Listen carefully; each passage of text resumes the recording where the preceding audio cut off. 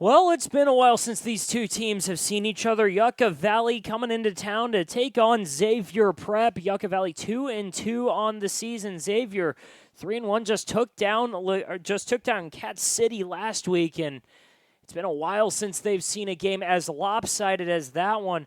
Xavier Prep 48-6 over Cathedral City in a game that was even less competitive than that, frankly. Welcome back in, everybody. Stephen Buxton here, and last week Xavier were up 46-6 or 42-6 at halftime. Just 6 points scored in the second half, and that's their most lopsided victory that they've seen in about 3 years since they took on Notre Dame. Won that game 69-0. Coach Dockery knows that this one's not going to be that easy. It's a great team coming in with the Trojans, and they won the toss. They're going to defer. Xavier's getting ready to receive the kick, and back deep to receive is Xavier Washington. The 5'9 freshman, the lone back over there, and he's a player that Doc's really excited about this season. He's played above his years. He's really showed a lot of promise. Had a touchdown last week against Cathedral City, and it should be a great season coming up for him. Just one more game until DEL play next week. Palm Desert coming into town. That's homecoming for the Saints, and it all gets serious then.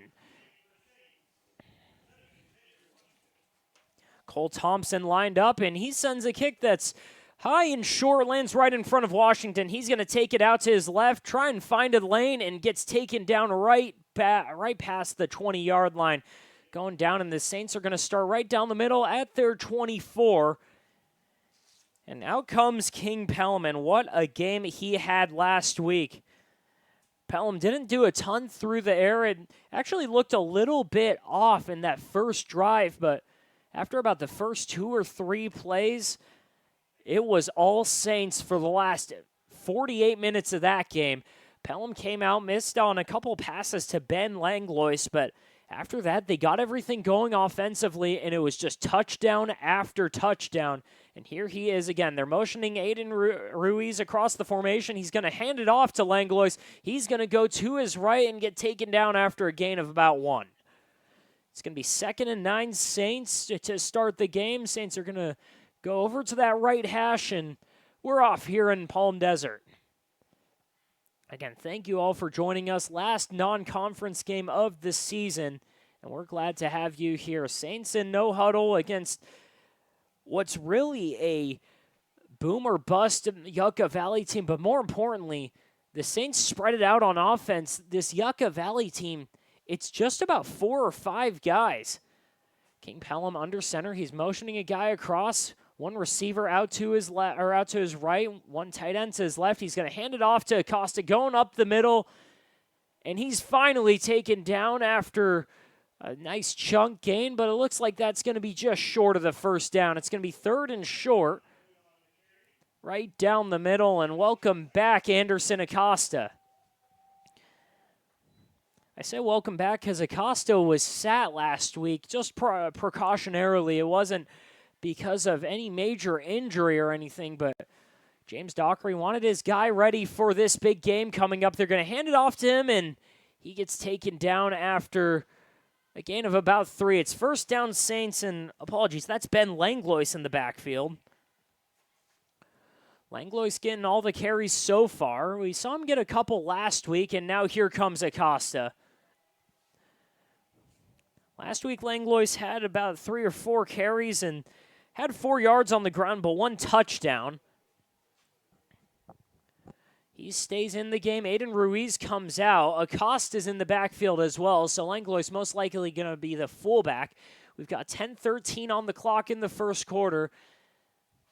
And Saints are trying to make a drive down this field. 2nd and 6 here. High snap. Pelham able to hand that with his left hand. He's going to make a move, go out to his left, and get taken down after a short gain. Makes something out of nothing there. King Pelham chased out by one of the best defensive linemen that this Yucca Valley team has to offer, Adrian Altamirano.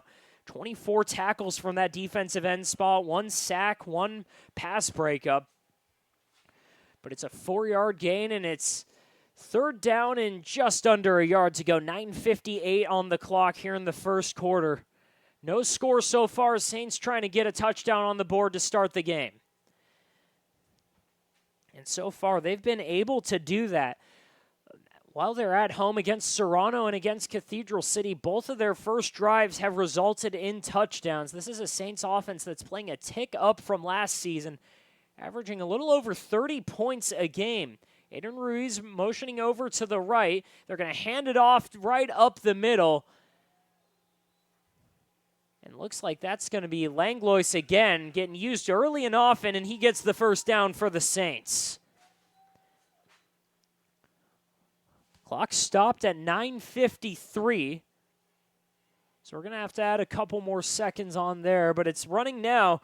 9:53 on the clock, and Saints got a first down right over by midfield. It's at this Xavier 49-yard line on the left hash.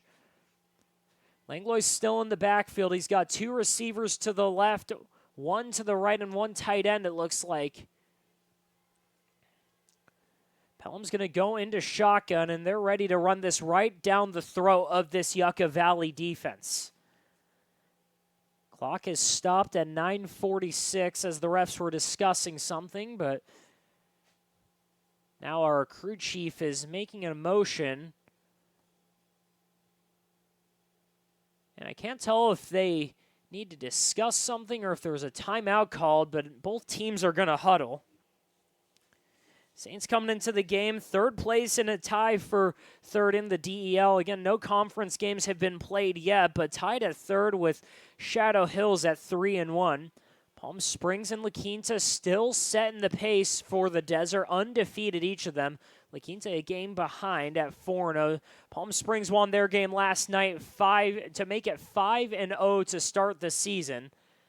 And what a year it's been for the Tribe over there. We'll get more into that as this game goes on, but with 9:41 on the clock, we're ready to go again. Shotgun snap, or under center snap, Pelham, he's going to float it out, and they're going to go deep, and that ball's caught inside the 20 by Joe Mejia. Welcome back. 35-yard gain for the guy who was up for a Friday Night Hero last week. Joe Mejia did a little bit of it all. Had a touchdown run, had a touchdown catch, even got a two-point conversion in there, faked a punt, and now he's getting the Saints offense started. 9:28 on the clock in the first quarter. Pelham under center. He's got Langlois behind him. He's going to pitch it off to him, going to his left. He's running through him and finally wrangled down inside the 5.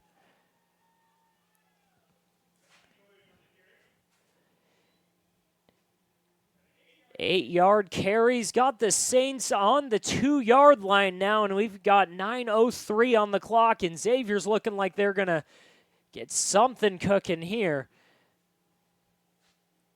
Again, it's an offense that's been unstoppable early in the game, but once the defense has been able to adjust, get their script going, and get really their right set of guys, and the Saints team has been able to sputter, but really, that was only against Serrano as we're inside of 8 minutes and 30 seconds now. They're going to hand it off to Langlois again. He's going to his left, and he's going to outrun everybody to the end zone. Touchdown, Saints. Ben Langlois getting all of the touches here on the first drive, and it's 6-0 Xavier.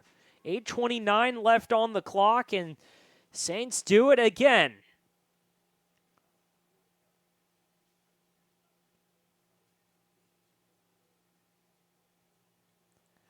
Second touchdown of the season for Langlois. Saints are going to send out the field goal unit, and this has been a bit of an issue for their home games so far. They've missed 4-point-after attempts in their 2 home games, but they send out Alexander Vasquez once again. He's ready, and they're going to fake it, actually. They throw it up, and that ball's picked up by the Yucca Valley defense. Ball's dead already, but a disaster of a fake play there. Saints try and go for it, but they come up with nothing. It's going to be a 6-0 opening drive again with 8:29 on the clock, and Yucca Valley's going to take over. Vasquez going back out to kick. Back deep, Yucca Valley has Brian Minsky and Aiden Pope, two of their best players and really half of their offense so far. It's a Yucca Valley team that's in their third year in the DVL, and they've thrived there. The first 3 years, or fourth year in the DVL, first three all playoff trips. Again, 2 years ago, they lost in overtime to Cathedral in the Division 12 championship game. Led by Jeremy Johnson. He knows this group can get it done, though. They made a trip to the quarterfinals last season. Couldn't pull it off then, but again, most of the same guys are back this year. Alexander Vasquez ready to kick it off, and once again, Minsky and Pope back deep to receive. 8:29 on the clock in the first quarter. It's a 6-0 Xavier lead. Kick is high and right at Minsky, who's going to take it out to his left, trying to make a couple moves, but a swarm of Xavier defenders in on him. Take him down right around the 15-yard line. They're going to mark that at the 17, and it's going to be tough fielding position to start off for Yucca Valley. Led by quarterback Aiden Shannon, 5'11", 160-pound senior. He hasn't ran it nearly at all, but it's a different offense than what the Saints have seen so far. They've seen a lot of teams that can run it, and last week they thought that the Cathedral City team could really spread it out more than the teams have, most specifically Serrano this season. But Cathedral City couldn't get anything going on offense, so they were just trying to run it, and the Saints shut that down completely. First play is a run to the left side, and that's going to break free. Clyde King getting a massive chunk play there, finally taken down across Xavier territory inside the 40.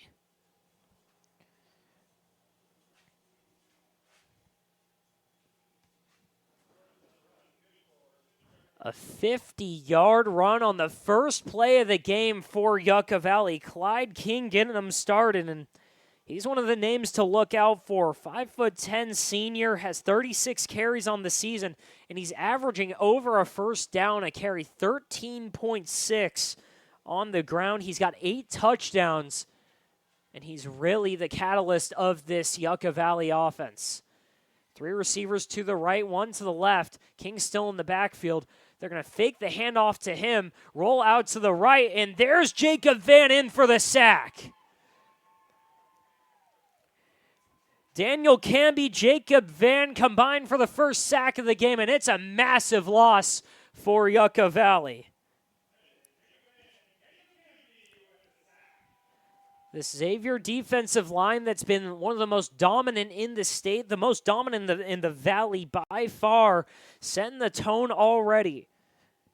It's a team that's got 4 of the top 12 sack leaders in the DEL, and Jacob Van showing his teeth right away. 4.5 sacks on this season. He's got 15 tackles for loss. One of the leaders on this Xavier Prep defensive line. 7:14 on the clock. Shotgun snap. They're going to roll out to the right, throw a dump pass to the tight end, who's diving and makes the catch just about an inch off the ground, but it's going to be no gain. Aiden Pope on the reception from Aiden Shannon. And again, Aiden Pope, really a third of this offense. It's between Aiden Pope, Aiden Shannon, and Clyde King. Ian Jarrett gets in on it a little bit, but not a ton of receptions, but a red zone threat down there. 4 touchdowns on the season. But the main key for this Yucca Valley offense is Aiden Pope, 5'11", 170-pound junior. He's got 1 touchdown on the season, but 18 receptions, or 1 rushing touchdown, 4 total, 3 receiving touchdowns. And again, 293 yards through the air, 6:58 on the clock. Shotgun snap, they're going to throw it out to Pope again. He makes a move, makes a defender miss, and finally wrapped up again right by the line of scrimmage marker. No gain on that play, and it's a 4th down now for Yucca Valley, and Can't tell if they're going to send out the punt team or not, but Xavier's sending back their receiver deep.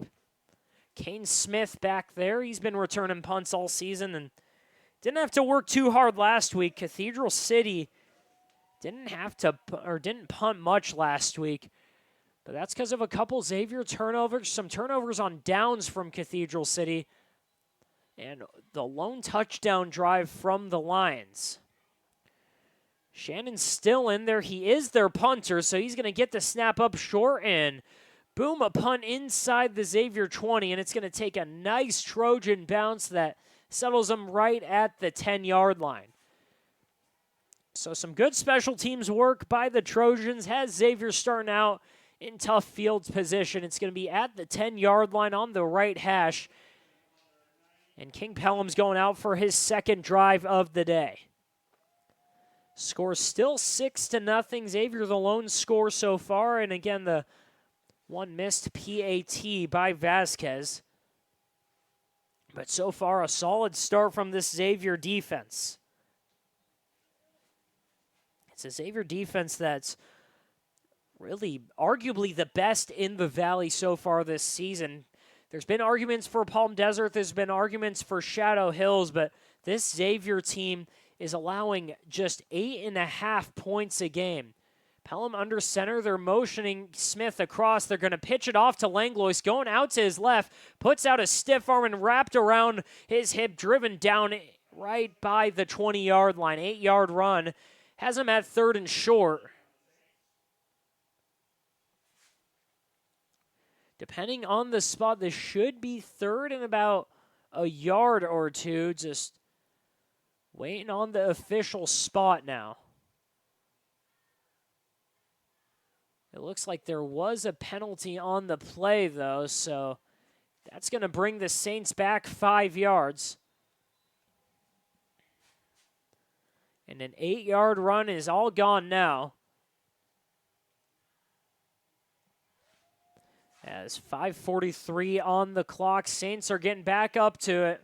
It's going to be 1st down and 15 from deep in Xavier territory. Line of scrimmage is about the 5-yard line. They're going to hand it off to Langlois going up the middle, and he gets a short gain. And it looks like about a yard, so it's going to be 2nd and 14. 2nd and 14, 5:16 on the clock here in at Xavier Prep. Anderson Acosta back out on the field, along with a few others coming out. Trey Creek in on the play as well as Joe Mejia. But it's a Xavier team that's working around a couple injuries. Most notably, Matthew Infante, their starting center, is out for the game. He's getting replaced by Andrew Davila. Infante last week left the game with a lower body injury. He's not going to be playing tonight. Not sure what his status on the season is. Under center snap, rolling out to his right. Pelham fires deep, and he can't connect. Was looking for Blake Washington out there, and he just overthrew him by about a yard. Correction, that's Alexander Vasquez down there. And he was wide open, but Pelham couldn't find him. So it's going to be 3rd and about 13 for the Saints. And they're just looking to get better fielding position before they might have to punt. Xavier didn't have to punt at all last week. And the one time they did bring out the punting unit, Joe Mejia took a couple steps, looked like he was about to punt it, but ran for 14 yards in the 1st down. Shotgun snap. Pelham throws it out to his right. That's caught. And a short gain, and that looks like it's Aiden Ruiz in there on the play, and it's going to be 4th down for the Saints. 4:32 on the clock. And Saints are going to send out the punting unit.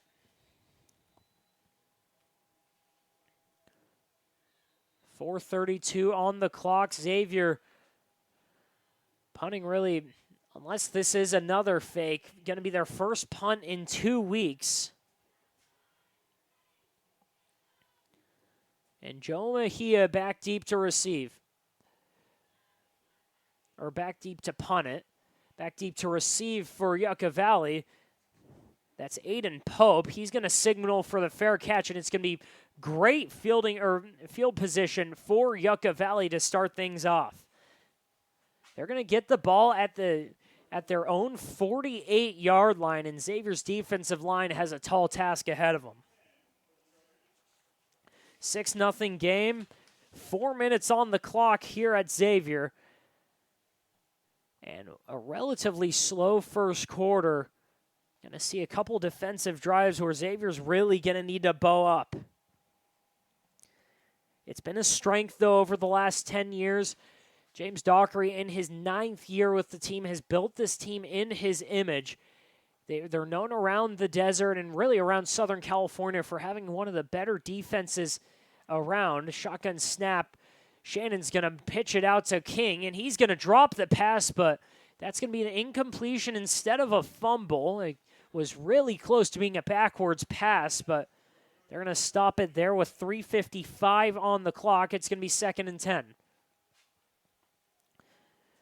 Pressure all over the place from Xavier. Alexander Vasquez and Anthony Creek Pelham getting close.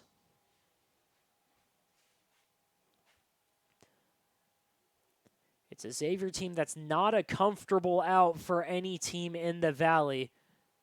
But right now, possibly their best matchup of the year. What's been labeled as game of the week around the Valley by us local media pundits.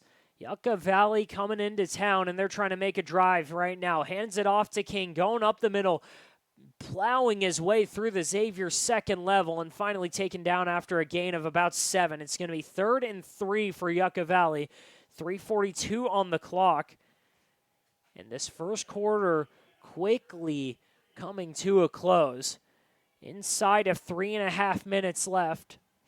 Aiden Pope coming back on the field, and again, we mentioned Clyde King. He's been really the leader of this offense. The senior running back had a big part of it last year, but 8 touchdowns on the ground, one of the highest numbers from any player in the Valley. Shannon gets the snap, hands it off to King again. He's found a hole to his right and finally taken down after a gain of 6. Joe Mejia in on the tackle with Deegan Bishop. And that's going to be a first down for Yucca Valley inside of Xavier territory. They still haven't found a way to bottle up this Yucca Valley rushing attack. Xavier, over the last couple years, they've had some of the best corners in the Valley, so teams haven't tried to throw on them, and they haven't tried much this season. Serrano really the only team that's put up many points against Xavier, 28-14 in that loss, but it was almost exclusively on the ground. And right now, Yucca Valley not willing to test, even though it's one of the most prolific air attacks in the Valley. They're going to pass it there. It's out to Pope. He's got space, and he's going to go into the end zone.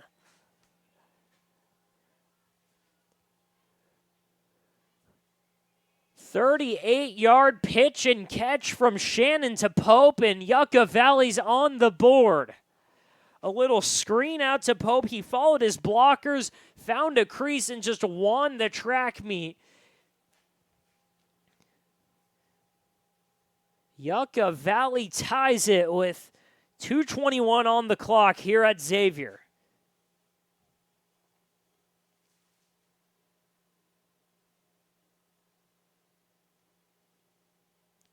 They're going to send out the field goal unit. Kick is a line drive that goes right through the uprights, and it's good. Yucca Valley takes the lead. It's 7-6.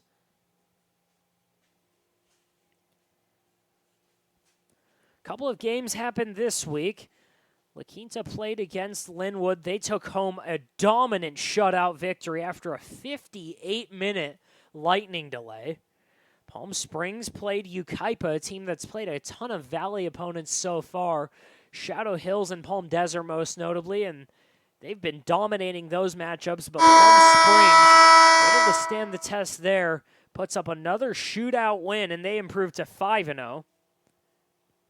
Palm Desert last week lost to Yucaipa 37-21. Rancho Mirage played on Thursday against Ramona. They lost 28-21, and again, Xavier Prep 48-6 over Cathedral City.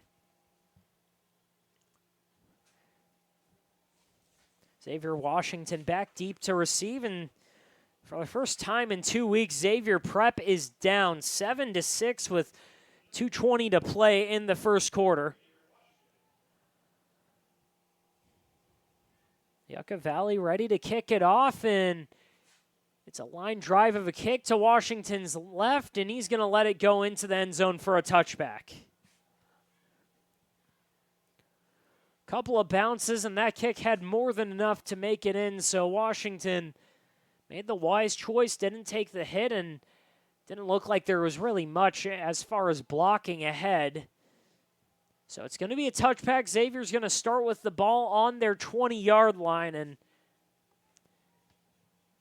again, Pelham, for the first time in 2 weeks, has to have his back against the wall and put up a touchdown to take the lead. It's 7-6, 2:21 on the clock in the first quarter.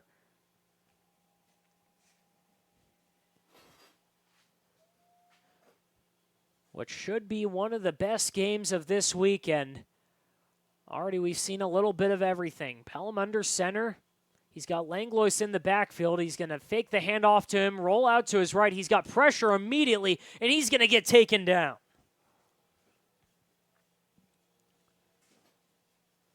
First sack in 2 weeks for Xavier. Pelham goes down in a play that was broken up right from the start. It's going to be a 4-yard loss. It's going to be 2nd and 14. Dustin Anderson in on the play there. He's got a sack this season. It's a Yucca Valley defensive line that really all over the place on the DVL sack leaderboards, but it's really a different world versus the DVL and DEL. Yucca Valley almost as prominent as Xavier in the stat category. As the shotgun snap goes to Pelham, he's going to have pressure immediately, roll out to his left and get taken down, tripped up over one of his linemen. Not sure if he's going to make up any yardage there or not. Ball's going to be down at the 15-yard line. And that's going to be about a 3-yard loss. It's going to be 3rd down and about 15 for the Saints. But we've talked this season about this Xavier pass rush. 13 sacks through the first 4 games. They got one last week. It was Daniel Camby, even though Cathedral City basically didn't pass. On the other hand, Yucca Valley all over the DVL sack leaderboards, with their leading leader in sacks having 1. Shotgun snap, pass it out to Aiden Ruiz, and he's got all sorts of grass in front of him. 20-10, he breaks a tackle right by the goal line. It's a touchdown for the Saints.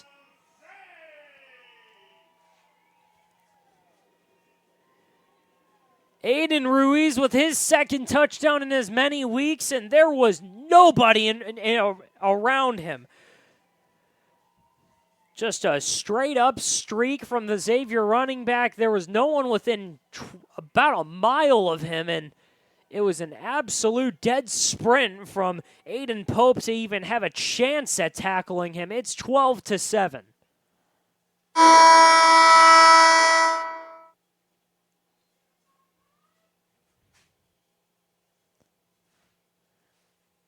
12-7 Xavier, and just like that, they're back on top, and they're not going to mess around here. Another missed field goal. They're going to run the offense back out. They're going to pitch it off to Camby, going out to his left side. He's got blockers. He breaks a tackle at the last second, and he's through. It's 14-7.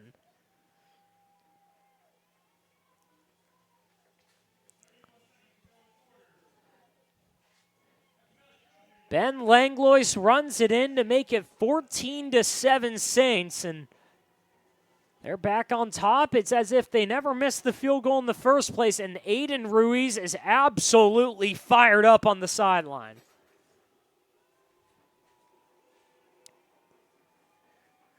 Ruiz was lined up out wide, and again, nothing crazy about it, just a streak, and nobody covered him.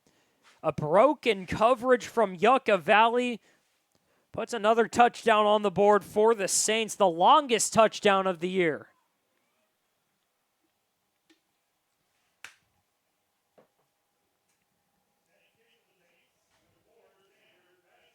Vasquez back out to kick, and once again, a couple receivers out there. Clyde King back there, along with what looks like Aiden Pope. Vasquez getting ready. Now he's running into it with 31 seconds left in the half. The kick is on the ground to the second level of the Yucca Valley return team. Picked up and absolutely pile drive to the ground by LaShawn Taylor. It's going to be solid field position for Yucca Valley, but a hard hit from the Xavier linebacker to take him down at the 32. 25 seconds left in the first quarter, and a 7-point lead for the Saints.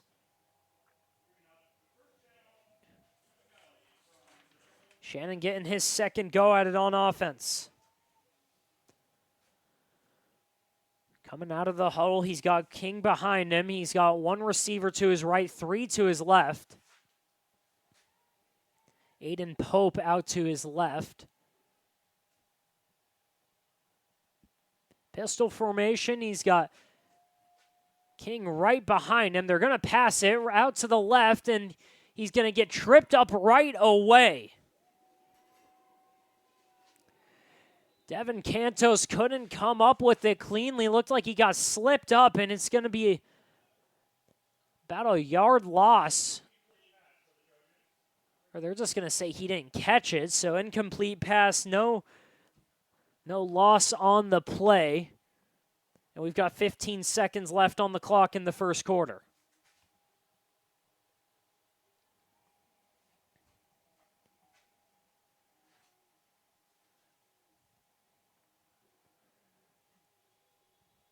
"15 seconds on the clock for what's by every metric in the book, basically, the best defensive team that Dockery has put out in his 9 years with the Saints. Again, 8.5 points a game. They've got size everywhere, and they've been a nightmare for teams just like they are there. Tackled in the backfield by a couple of Xavier defensive backs. Javon Taylor in the backfield immediately, and it's a 2-yard loss. 3rd and 12 now, as Clyde King had nowhere to go. Clock's going to tick down. That's going to end the first quarter here at Xavier, so we'll be right back after a break. It's 14-7. Second quarter here at Xavier, 14-7 game. Saints back out on defense. Yucca Valley trying to get a drive going out at their 35-yard line. Shotgun snap, and Xavier's in the backfield immediately. Jacob Van and Javon Taylor right on top of Aiden Shannon. It's the second sack of the game. 3rd and long turns into 4th and a nightmare. And the Trojans are going to have to punt from deep in their own territory. 11:31 on the clock, 14-7 game here in the second quarter. And the Saints' defensive line is wreaking havoc. Again, it's one of the best defensive lines in arguably the best defensive line in the Valley. They've got the number 1, number 2, number 4, and 12 on the sack leaderboards in the DVL, and the punt is high and muffed by Kane Smith, and Yucca Valley's on top of it. A solid punt by Aiden Shannon. Kane Smith couldn't come up with it. It went right out of his arms, and right on top of that, it's Cole Thompson to recover the punt. Yucca Valley with an absolute miracle to keep their drive going, and they're inside of Xavier territory. What was going to be a great starting spot for the Saints turns into Yucca Valley ball at the Xavier Prep 46-yard line. A timeout's called after that play. It's going to be a timeout on Yucca Valley. And what just happened there? A Saints team that prides themselves on their special teams play. They pull off all the trickery that you can imagine. Right there, almost a mental lapse by them. No fair catch was called on the play. Kane Smith had full intentions on returning that. And it just went right through his hands, off his chest, onto the ground, and Xavier's going to be on defense.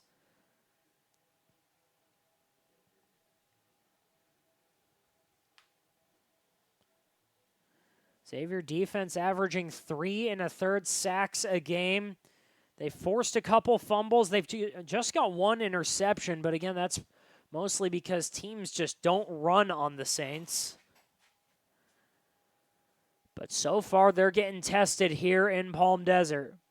11:01 on the clock. Yucca Valley running back out for their second drive of the game, or third drive of the game. Shannon in shotgun. He's going to look back. He's going to fire it out to Pope, who drops the ball there, and that's picked up by the Xavier defense. Running to the end zone, and he's going to be in for the touchdown. Alejandro Macias from out of nowhere picks up the fumble by Aiden Pope. And what's been a wild game so far gets a dash of the ridiculous, a 50-yard fumble return for a touchdown. It's 20-7 Saints.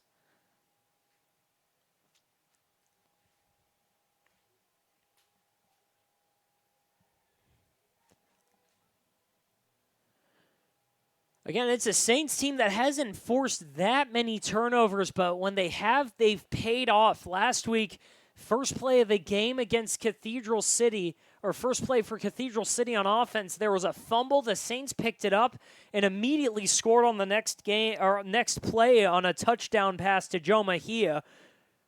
Right there, just trying to get a screen pass going. I couldn't tell if Aiden Pope caught it and then tried to make a move and just dropped it, or what happened, but it's a fumble there picked up by Macias, and a brilliant play to just run it back in and know to not stop, know that the play's not dead until the whistle. Xavier's got it 20-7. Now they're going to send Vasquez out to kick again. And everything's coming up Saints right now. 10:50 on the clock here in the second quarter at Xavier.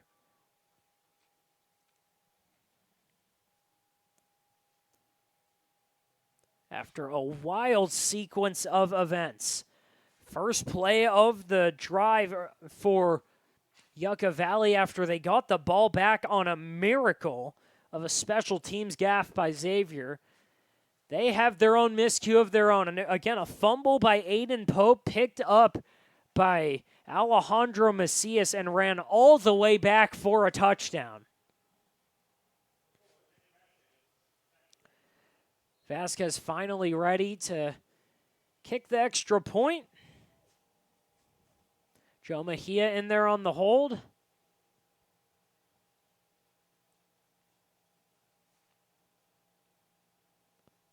Snap is low, but handled by Mejia. Kick is right down the middle of the uprights, and it's 21-7.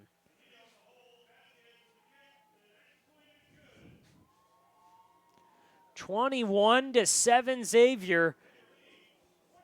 After it looked like this might be a bit of a nail-biter here. Again, it's a two-score game, but Xavier did not expect to have 21 up that quickly.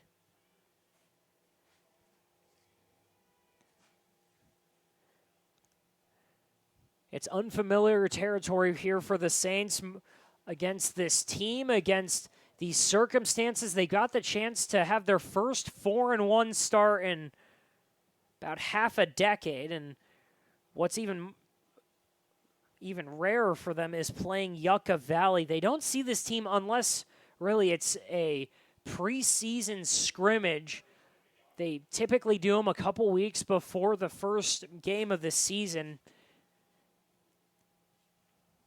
Most notably at 29 Palms, or they've had a couple at Big Bear, but it's usually a 2 or 3 team deal going on where it's more of a 7-on-7 than an actual game. But they've seen Yucca Valley there a couple times, but they haven't played them in more than a decade. It's been since 2013 the last time they played, and Xavier's 0-2 in the all-time matchups.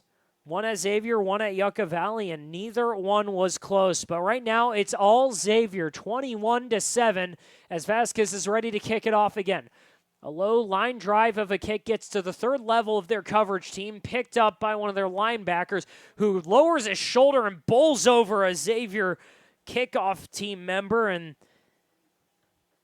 looks like that was Jaden Lewis Hammonds who got the worst end of that hit, but he's back up and running off the field, and it's going to be good field position for Yucca Valley to start it off. They're going to start off at their own 40, and Xavier's defense back out to work with 10:44 on the clock.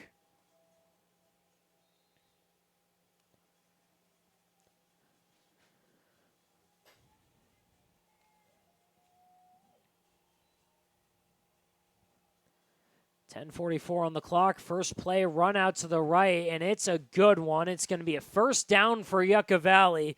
Clyde King getting the first play of the drive.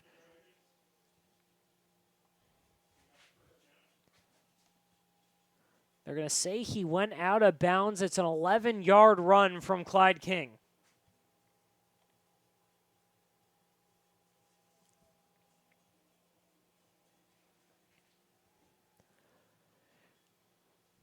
Both of these teams have been well recognized on the Desert Sun's top 100 list of high school football players over the last 25 years.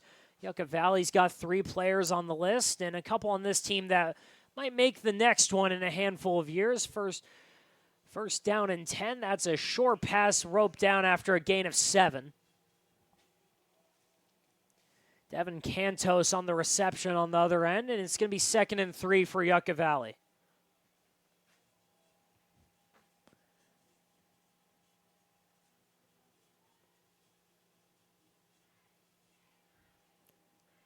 It's been so long since these two teams have faced each other. Xavier's gone through 3 coaches. Darrell Lewis and Bob Mollett were the 2 that faced off against Yucca Valley in consecutive years.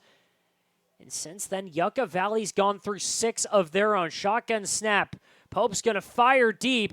And that one's picked off by LaShawn Taylor. Going across the 30, working his way up further into Xavier territory. And it's a big gain there. They're going to start off at the 40.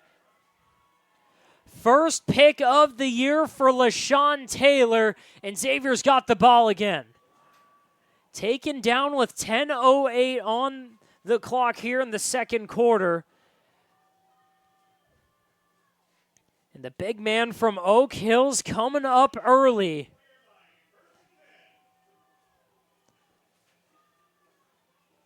LaShawn Taylor with his first interception of the year. Ran it back about 30 yards, and it's going to be 1st and 10 on the 40-yard line. There's going to be a penalty on that play. Looks like they're going to call it unsportsmanlike conduct on the Saints, so that'll push it back. But with 10:08 on the clock, Xavier's got the ball again.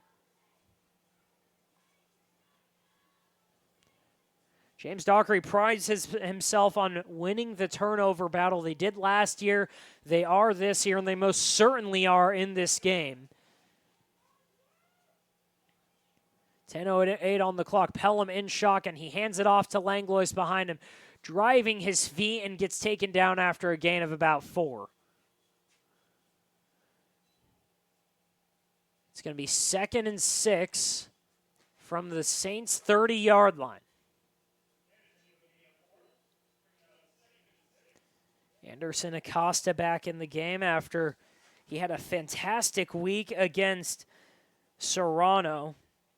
Or a fantastic week against DHS. Did not play much against Serrano. They really opted to use Aiden Ruiz mostly. Against Cathedral City, he was out of the game. But this week, he's getting a couple carries. He's been in and out with Ben Langlois getting the bulk of the work. Langlois back in there. Acosta on the sideline right now. And it's going to be a Saints timeout with 9:19 on the clock.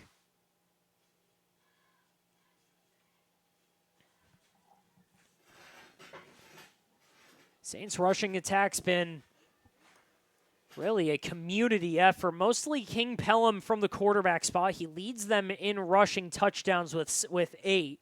But Anderson Acosta, Aiden Ruiz, even Trey Creek has gotten in on the action. Ben Langlois doing a great job tonight. He's got about 40 yards so far. But the Saints team on the ground, averaging 209.5 yards a game. Haven't done a ton of passing this season. It's the only mark that's down from last year. King Pelham averaging 66 yards a game in the air, but for the Saints, it doesn't matter how they do it. It just matters that they're getting touchdowns, and they have. Again, 38 points a game on offense, and they've got a 21-7 lead right now with 9:19 on the clock. Pelham's going to take it on himself. He's going to roll out to his right, fire it to Mejia, who gets it past the first down marker. Taken down at the 40. It's going to be a 7-yard gain for the Saints. 1st and 10 for the Saints. 9:06 on the clock as they're going to stop it to move the chains.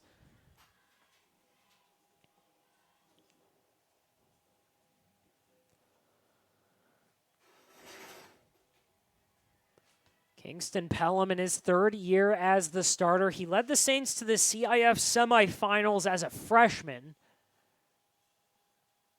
He's got 2 more cracks at it. This time his junior year, trying to finish off the job. Hands it off to Langlois, going to his left, met right in the backfield, and manages to get it back to the line of scrimmage. It's going to be no gain and 2nd and 10. 8:30 on the clock. 2nd and 10 Saints. Actually, they're going to say that he got about 1.5 yards there, so it's going to be 2nd and 8 from the 40-yard line.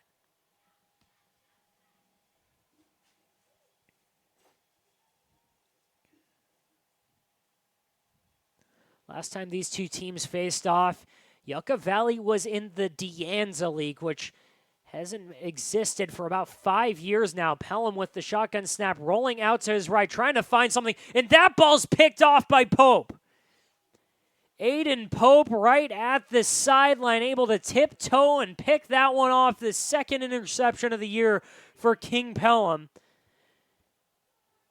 And Yucca Valley's going to take over right at the 50-yard line.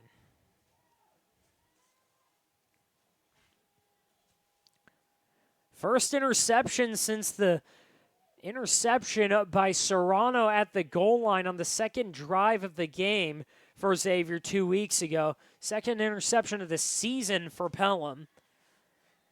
And the first multiple turnover game of the year for the Saints. Again, the interception for Kane Smith a couple drives ago, along with the fumble by Kane Smith, the interception by King Pelham right there. First time this year the Saints have had multiple turnovers. Yucca Valley trying to take advantage here. 3-by-1 formation. They've got King in the backfield. Shannon takes the snap. He's going to dump it off to King, and that one's just wide and into the sidelines. Santino Canone was ready to make a play on that. It was a screen that was going to go nowhere, and the high pass leaves it at 2nd and 10. 2nd and 10 right at the 50-yard line on the left hash. 7:50 on the clock. And this Yucca Valley offense just trying to get their footing. Again, they had the 1 touchdown drive that was really on the effort of about a 50-yard run by Clyde King. Other than that, Xavier's bottled them up. King in the backfield, 3-by-1 opposite way this time. 3 receivers to the right. They're going to hand it off to King right up the middle. He's got a lane, but that one's quickly closed by Canone.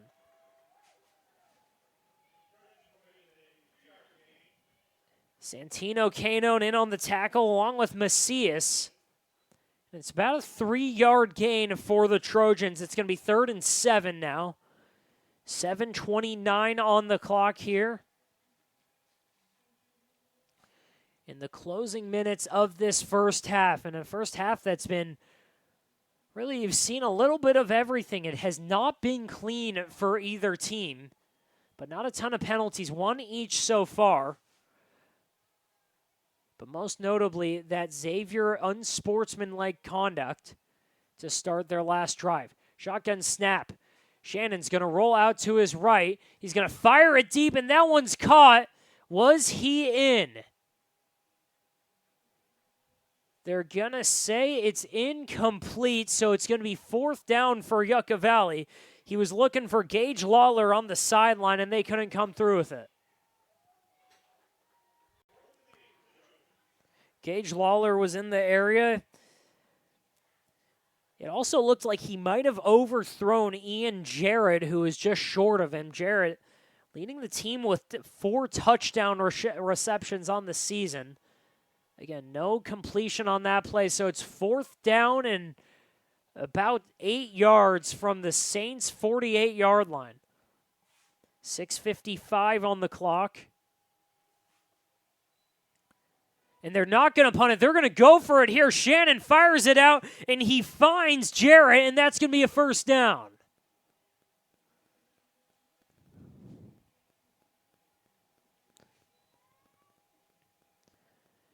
Ian Jarrett with the 22-yard completion to make it a 1st down for Yucca Valley. First down at the Saints' 29-yard line. 1st and 10 with 6:35 on the clock. King in the backfield.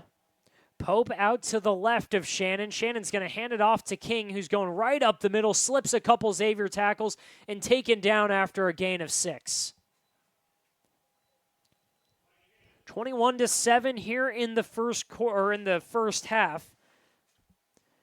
6:12 left in the first quarter. Again, thank you all for joining us here on 1270 AM Fox Sports, on iHeartRadio, or on YouTube.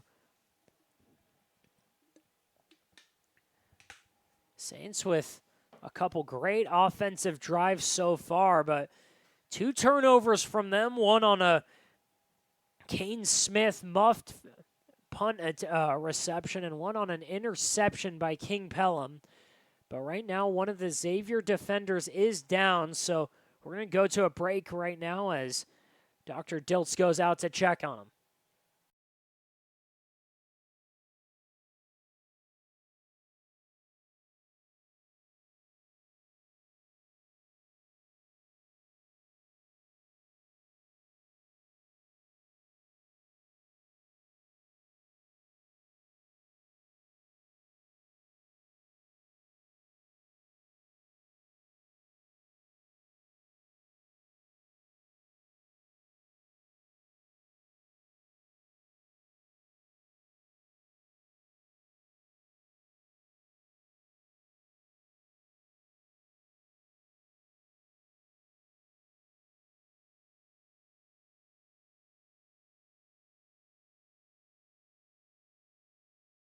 Commitment to providing an elevated.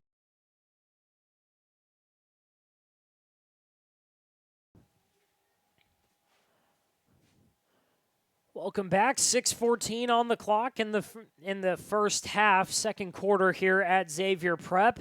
21-7 game, and Yucca Valley trying to change that here. Shotgun snap to Aiden Shannon, hands it off to Clyde King, breaks a couple tackles, running through the Xavier defense, and finally taken down inside the 5-yard line.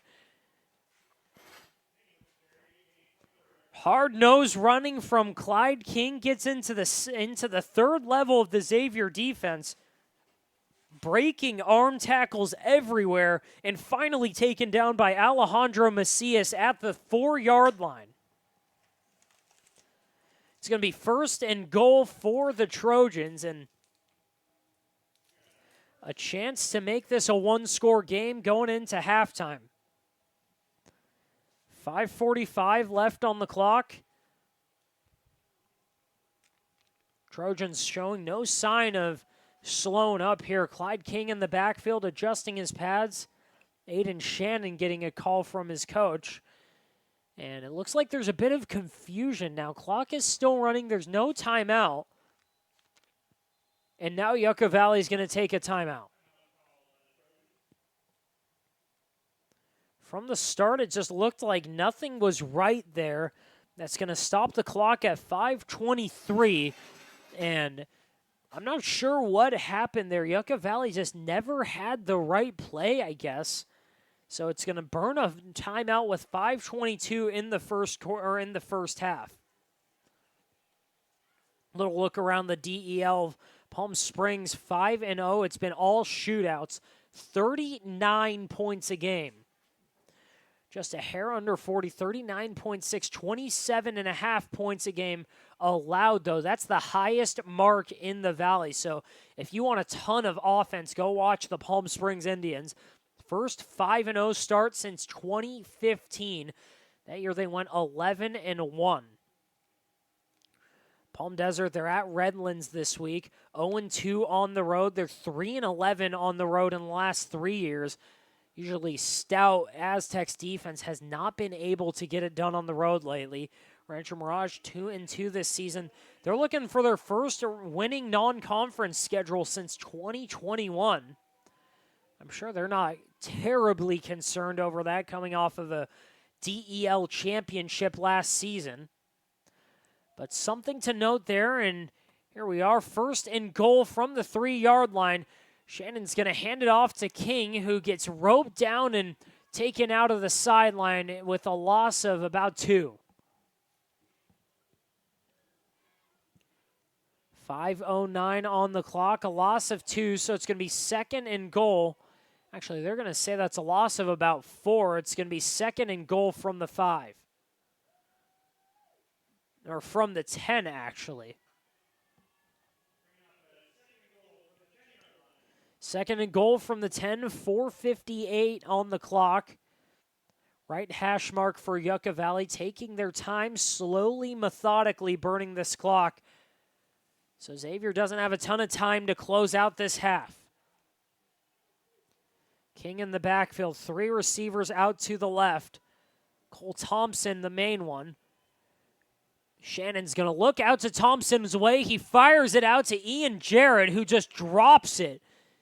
He had an open lane to get into the end zone, but a mistake there. He looked away from the ball. He was wide open on the flat, caught it with his chest, but could not come up with it. So it's going to be third and long for Yucca Valley.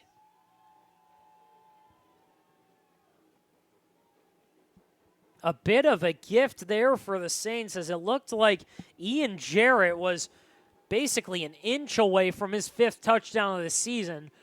But he dropped the pass there, and Aiden Shannon's going to have to try it again. Shannon in the backfield, Pope right behind him. Shotgun snap, 3-by-2 formation, and the play is called dead immediately. Not sure who the penalty's on. They're pointing in Xavier's direction, and they're just going to call it a timeout there. So James Dockery takes his first timeout of the night. And the Saints are going to go over this defense. And again, we've mentioned it all night. Xavier's defense, one of the most potent in the Valley. They're averaging 3 sacks a game. And it's been a wrecking crew all over that front defensive line.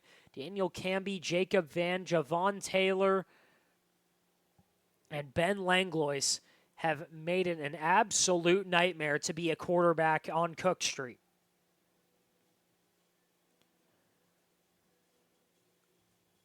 The most dominant defense by the numbers that James Dockery has had in his 9 years with the Saints.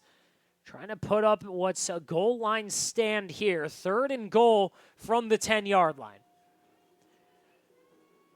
The first time a team's really tried to spread it out wide against Xavier. Shannon's going to get the snap. He's going to hand it off to King, who's met after a couple of yards by Xavier defenders. Taken down after a gain of 2. Santonio Canone and Ben Langlois in there on the tackle. and it's going to be 4th and about 6 for Yucca Valley. 3:59 on the clock. We're inside of 4 minutes left in this half. Still 21-7 Xavier. But Yucca Valley's got a difficult decision here. They're going to go for it from the 6-yard line. Jeremy Johnson's thinking worst case scenario. Xavier takes over deep in their territory. Shotgun snap, low snap to Shannon. He's going to fire it. It's caught short of the goal line, though. And the Saints get the turnover on downs.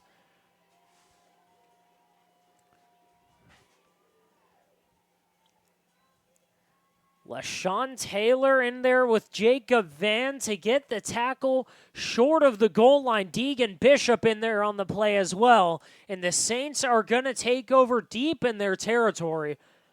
But more importantly, they prevent another score from Yucca Valley. It's 21-7, 3:29 on the clock, and Xavier's got the length of the field to go.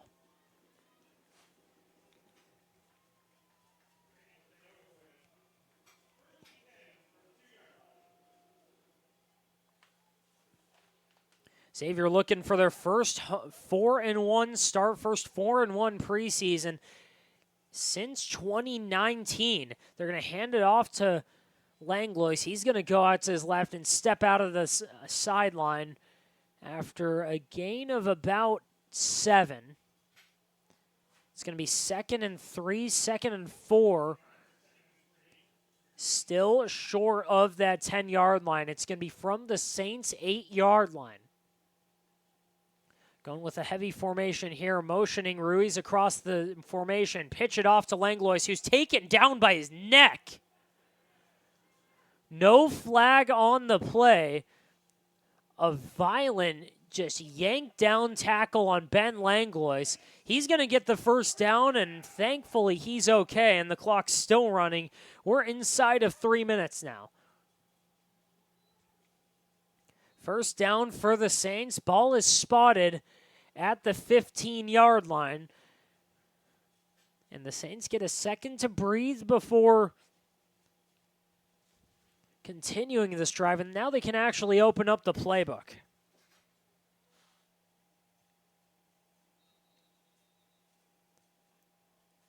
Last week, King Pelham had 3 touchdowns on the ground, had 109 yards with his legs. Hasn't had to do that a ton this week. It's been a lot of Ben Langlois and Anderson Acosta. We haven't seen a ton of Acosta, mostly Langlois, but again, it hasn't been all on the shoulders of King Pelham. Seems like there was an issue with the clock. They're going to put it back to 3:10. So added about 20 seconds to the clock there. And now the Saints are ready. Motion on the formation.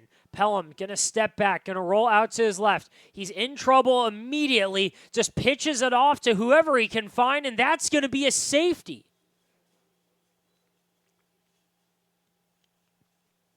Pelham just saying a prayer, pitched it off to his backup center, Andrew Davila, who's taken down in the end zone.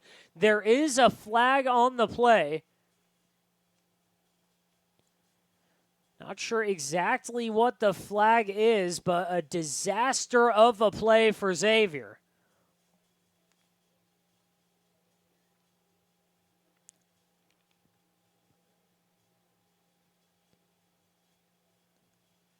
They're going to say that it's not a safety. He's not taken down in the end zone. Ball is spotted at the 1-yard line.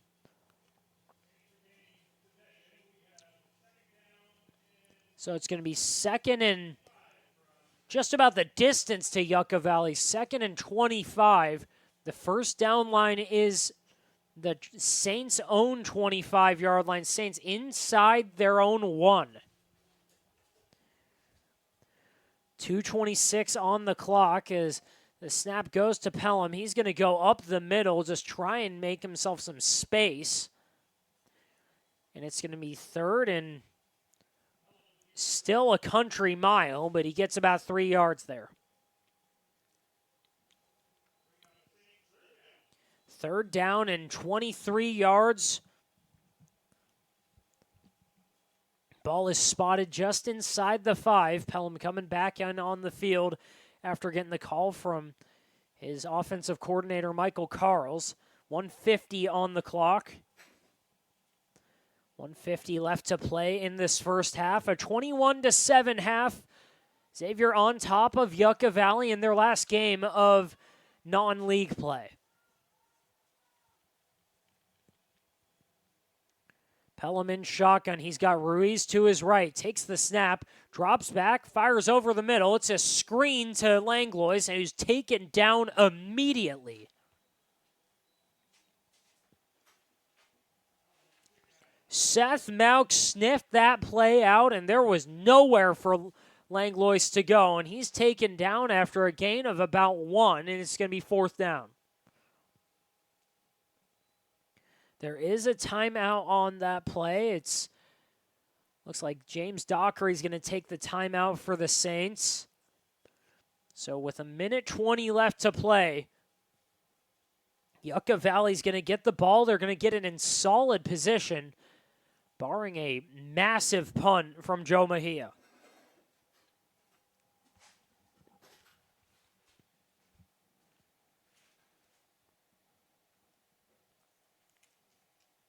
Mejia's punted 5 times this season, averaging about 29 per punt. Again, last week he was pinned to 4th and I think it was 12. Acted like he was going to punt it, saw some open grass, and had a dead sprint for a 20-yard gain and a 1st down.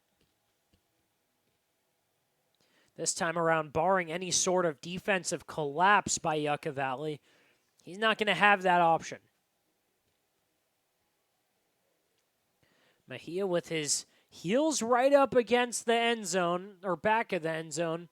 He's got nowhere to work with. It's 4th and 1,000,000, and he's back deep to punt.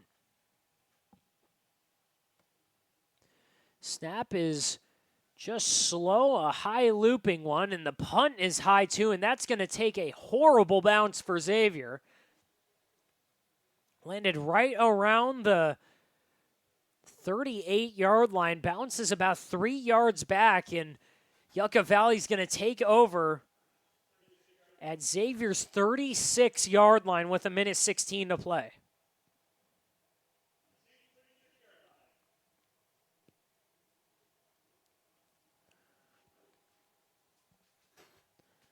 Coach Dockery said after last week's game that some of the guys were coming off the field and going home a little mad at themselves, disappointed in the performance. They thought they left some out there, and Dockery himself said that he just needs to take the wins. They take what they can get. They'll clean it up in film, and this week, a couple of miscues, and that pass out to the right, a screen to Pope, and it was almost deflected, but Xavier's going to get a tackle for loss there, and it's a huge loss. Just about half of the Saints defense on top of Aiden Pope. It's going to be a loss of 8. And they're already backed up to the 45-yard line after starting at the 36. Timeout for Yucca Valley, and we're going to take our timeout ourselves. We'll be right back after just a short break. The Real Estate Solution upholds an ongoing commitment to providing an elevated level of personal service. Their clients come first, and as a result, they are able to achieve more than they've ever dreamed with their real estate investments. Take it from me, Coach B. I am a person.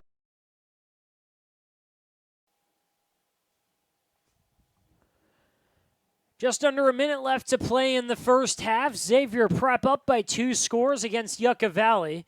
21-7, but Yucca Valley's got the ball. A second down and about 16 from the Xavier 44 or 43-yard line. Low snap to Shannon. He's going to fire it over the middle. He found a receiver, but that one's tipped and nearly intercepted by the Saints. Santonio Cano was right on top of that.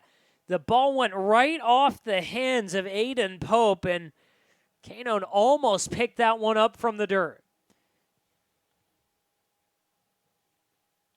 It's going to be 3rd down and 16 still with 57 left to play.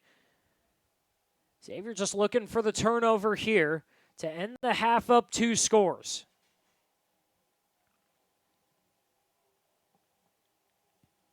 Last week, 48-6 against Cathedral City. They were up 14-0 before Cathedral City even had a yard of offense. Low snap to Shannon. He's going to fire out to his right. He's found a receiver, makes a move, and he's going to keep going, but finally taken down. Pickup of 8 for the Trojans, and that's Clyde King going out wide, and it's going to be 4th down, and they finally get past the original line of scrimmage. It's going to be 4th down and 9 with 49 to play.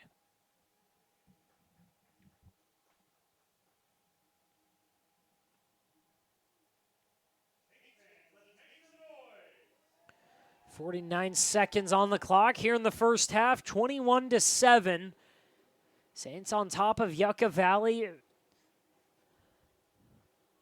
They will kick off at the half. Saints received the first drive of the game after Yucca Valley won the toss and deferred. So Xavier will be kicking off. Yucca Valley's got a chance to tie it here if they make some sort of miracle, but right there, Ben Langlois right on top of Aiden Shannon, who's taken down immediately. Langlois ripped the ball out, started running towards the end zone, stopped about halfway, but it's going to be a turnover on downs for the Saints. 42 seconds left in the half. 21-7, and it's going to be interesting to see what the Saints do. They could just kneel this out, or do they take a couple of shots? Saints have a massive size advantage out on the perimeter. Aiden Pope 5'11", 170, really the biggest defender for Yucca Valley. And for the Saints, Anthony Creek Pelham 6'3", 185, Deegan Bishop 6'4", 200. They've got the size advantage everywhere if they want to go deep. Right now they're going to run the offense out. Pelham under center. He's going to look to his right. He's firing for Mejia, who catches it inside the 30, makes a move, but he stepped out of bounds at the 34 or 25-yard line. 35-yard catch for Joe Mejia, who's been the deep threat all year for Xavier, and they've got a chance to make it a 3-score game going into half.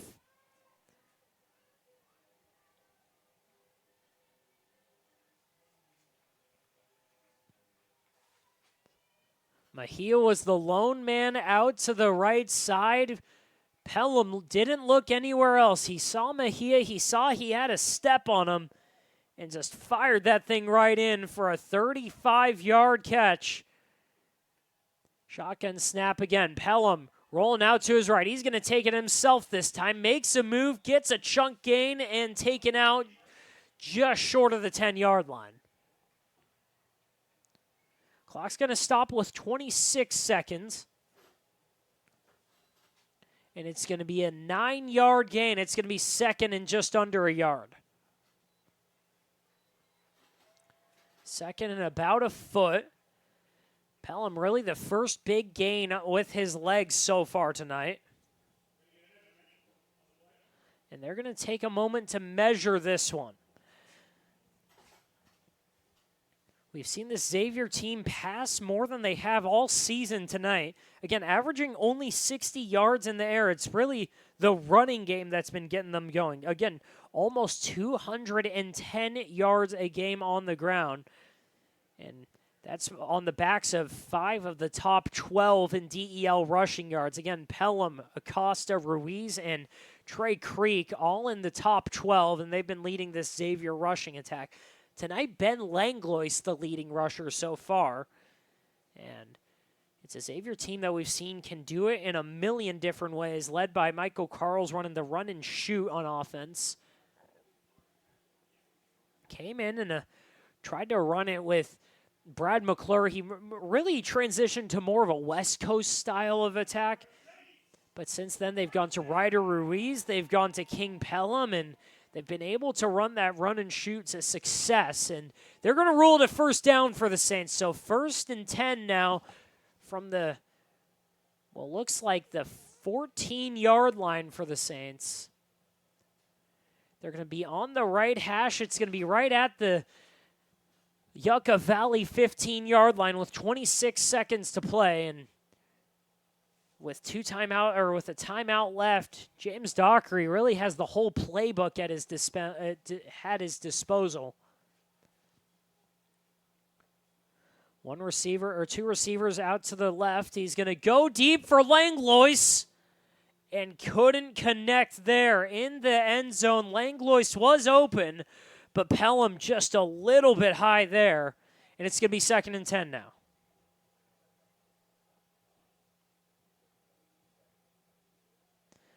Second and 10, line to gain is the Saints' 5-yard line. 21 seconds on the clock. Xavier trying to pat it on before half. And potentially cruise to their 4th win of the year. Ruiz in the backfield, Langlois out wide to the left. The lone receiver out to the right is Kane Smith. Pelham in shotgun, takes the snap, drops back. He's going to roll out to his right. He's looking for Smith. He fires it to Ruiz in the end zone for the touchdown.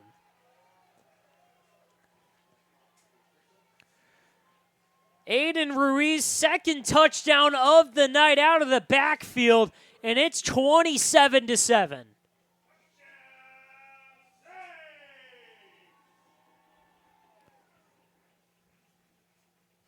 There was nothing open. Pelham bought some time, rolled out to his right, found Ruiz in the corner of the end zone. There was nobody on him.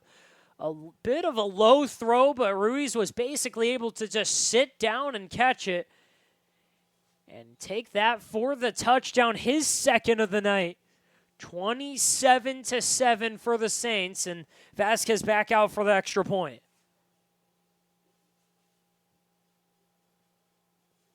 Snap by Ruiz is good. The pressure was off the side by Yucca Valley, but not in time. The hold was good, and the kick was good. It's 28-7 now. Xavier's up 3 scores before the half with 14 to play.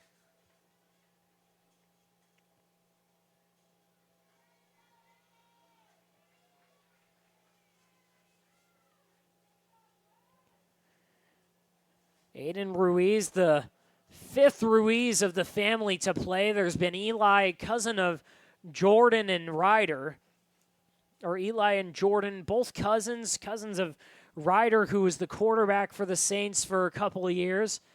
Leads the Saints in passing yards, passing touchdowns, pass completions. Middle brother Tyson played here, graduated last year. All-league receiver over at Utah Tech now, not playing football for them though.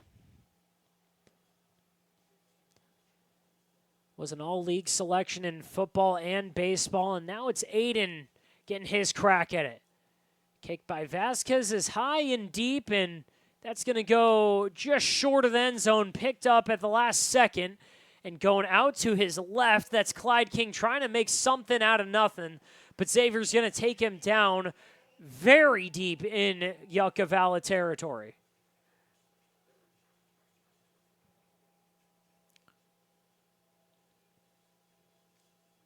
They're going to mark it at the 5, so Yucca Valley with 7 seconds on the clock basically has no choice but to just knee this. Yucca Valley taking their time going out there. Again, 7 seconds left in the half. It's 28-7. Barring a complete blown coverage and some time in the pocket for Aiden Shannon, Yucca Valley's basically got no choice but to punt it, pinned deep in their own territory.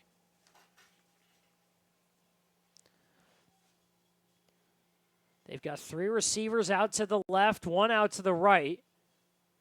And Shannon's just going to kneel that one out. And the clock's going to tick to the end of this half, and what a successful half it was for Xavier. A couple of turnovers, but they made up for it. 2 touchdowns on the board for Aiden Ruiz, and it's 28-7 going into the half. We'll be right back in about 15 minutes, and here's Coach B for the halftime show. Coming to you from the Fox Sports 1270 AM studio in downtown Palm Springs, this is the Coach James Dockery Show. Coach will break down everything you need to know about his Xavier College Prep Saints football team. From breaking down games and results, spotlighting his players, and talking about the season's ambition. You'll hear it all first, right here on the Coach James Dockery Show. Now it's time for Coach James Dockery and your host, Coach B, to get you the scoop. You are listening to the Coach James Dockery Show. I am your host, Coach B, on Fox Sports Radio, heard in Southern California on Fox Sports AM 1270 Palm Springs. And as always, we are streaming 24/7 on the iHeartRadio app. As you know, all of the Xavier Prep home football games will be heard right here on Fox Sports Radio. Someone's calling in on the Fox Sports Radio Celebrity Hotline. Coach, are you there on the Fox Sports Hotline? You know it. I'm ready to go. There you go, Coach. Thank you so much for calling in and giving us a moment. And we are talking to none other than your head football coach of the Xavier Prep Saints. Coach, last night, we'll get right into it. Last night, you guys got back onto your winning ways. Tell me a little bit about that. How did it feel for you guys? I mean, a big-time win you guys had out there. How was that feeling for you, Coach? Honestly, it felt pretty good. I mean, winning is hard to do, so we're not going to downplay that. Anytime we're fortunate enough to come out as the victor, it feels good. But, you know, a lot of our guys left last night a little disappointed in themselves, our coaching staff included. I don't know why, but when we watched the tape, it would look good. We're getting better on all phases, and I think we're just a group that is really hard on ourselves and really striving to get better with the details, and that's what we have to keep working towards. Is that something, and I know, Coach, and that's the one thing about you, in the wins or in the losses, it doesn't matter. If you win by 100 or you lose by 3, you're always looking to get better. Is that something that's a mission for you as a coach, where every single time you're looking to just get a little bit better? Yeah, man, sometimes I got to take a step back and, like I said, and just enjoy the wins because they're really hard to get. But, you know, that's just who we are. Being at Xavier College Prep, I mean, we have some things that work against us, so I think that, you know, we just need to be super intentional about the details and making sure that we are absolutely striving towards playing our best football because, you know, the DEL is a really tough league, and there's not going to be any guarantee wins there. So if we want to have an opportunity to win any game in that league, we got to keep getting better. And talk to me a little bit about that. You know, I know you're always looking to get better, but what are some of the positives that you were excited about and you can hang your hat on? That you were like, and we're talking about Xavier Prep's 48-6 victory, heard right here on Fox Sports 1270 AM. All home games for Xavier Prep are heard right here on Fox Sports Radio. Talk to me a little bit about that. What are some things that you were excited about you can hang your hat on, Coach? Well, I'm really excited that our guys were super annoyed and upset about, you know, not getting out of that game with a shutout. Our defense, you know, after Serrano, they were able to do some things against us, and our guys took that to heart, and they really wanted to come out there and play a better brand of defense, and they got back towards the way that we like to play. I would say offensively, Joe Mejia coming back this game, he made some plays on the outside as a receiver. We had Zay Washington, a freshman who is a big-time player. He's just young. He made some big plays yesterday, and then King is getting better daily. You know, he made 2 heck of a throws that were touchdowns. He ran for another 2 touchdowns. So number 5 is getting better every week. And, you know, when we have a quarterback like that, we have a chance in every game. Absolutely. On that, when you think about that, Coach, and, you know, you guys were dominant from the start and from the beginning on offense and defense. And I know it's going to be a tough season. It's going to be a long season. And you said it before, you guys have a gauntlet of a schedule to come through. But I know what you're going to tell me, Coach. I already know it. Your next opponent is who's on your mind right now, Coach, right? Oh, yeah. You know it, man. I mean, and it has to be Yucca Valley. You know, over the last half decade, you know, they've been really good. They've been a playoff team. They've made runs to the championship. They've been to the semis. They have great passers. Their coach is a great offensive mind. He's very creative and innovative with how he approaches you and how he attacks you. So we have our work cut out, and we're going to need to have our full attention on Yucca if we have a chance to win that game. Yes, and you're talking about Yucca. You guys play them on the 17th at home. Again, that game, that's your last game, last non-conference game, and then the week after that you get into Palm Desert. But on that game, tell me about that. What are your thoughts about it? I know you said they're always a tough opponent. Are there players on the team that you're looking for? I know you're out there with your son now playing, watching him play golf. But who are you looking at on the film? Are there any players that you're like, okay, we have to take this away or take that away? You don't necessarily. I don't want you to give away your game, give away your game plan. But is there anything you can share with us on that front? Yeah, no doubt. I think that, just in general, Yucca Valley, the type of kids that live up in Yucca, they are some hard-nosed kids, and they are tough. So first and foremost, when I look at the tape, I see a bunch of guys that are tough and that play well together. It seems as if they have a great brotherhood, and anytime teams are united, it's going to be hard to beat them, and that's what I see on tape. And then obviously, their offensive coach and Coach Johnson, again, he's innovative, he's creative. They spread the ball around. Their quarterback is his first year starting, but he seems to understand the system and how they want to attack people. And then, they have a bunch of playmakers. Aiden Pope as a receiver, he's a guy that makes amazing catches every week. I mean, we've seen him on tape already, and he makes plays. And they also have a running back. I don't know his name right now, but I'm sure I will. But he's a fast guy. I think he's a track guy, and he's had a lot of explosive runs this year. So, our defense, they like to hang their hat on defense, and we think we have a great culture of defense, so we're going to definitely find out coming up here on Friday. Yes, you will, and I know you don't.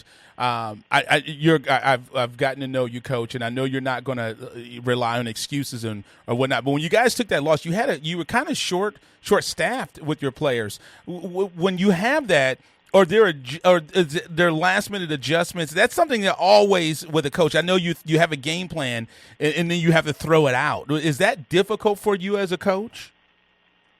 I think so, but we tried to have a good training camp, and part of a training camp is being able to give guys an opportunity because, I'm sure it's like this at every school, but definitely when you have a school of 480 kids at our school, not the biggest school, so you're always one or two plays away at Xavier Prep from actually having to play. So we want to make sure that we prepare those guys as such and making sure that they know that they need to come to the game week prepared because we might need them. Right. So when guys go out, luckily this year we've had the next man up mentality, and we've had an opportunity to really develop some good young players. And when they've had to come in and play, they've been ready. This last game, for example, Anderson Acosta was out. He could have played, definitely could have played, but he's so valuable to what we're trying to do long term that we held him out this week just to make sure he's fresh and ready to go. He hated that because he's a competitor, but sometimes we got to protect those type of players from themselves. But he'll be looking to get rolling again against Yucca Valley, and we'll be healthy enough to compete.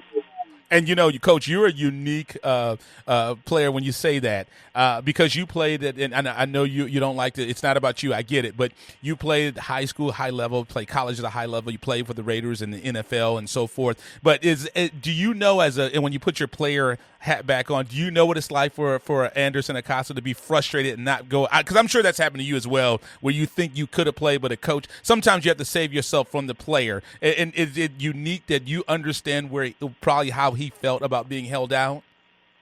I think so. I think that's fair assessment to understand that because I've been on both sides of it. But, Anderson is like, you're talking about Anderson, that's exactly the type of player that I'm looking for. That's exactly the type of mindset that I want.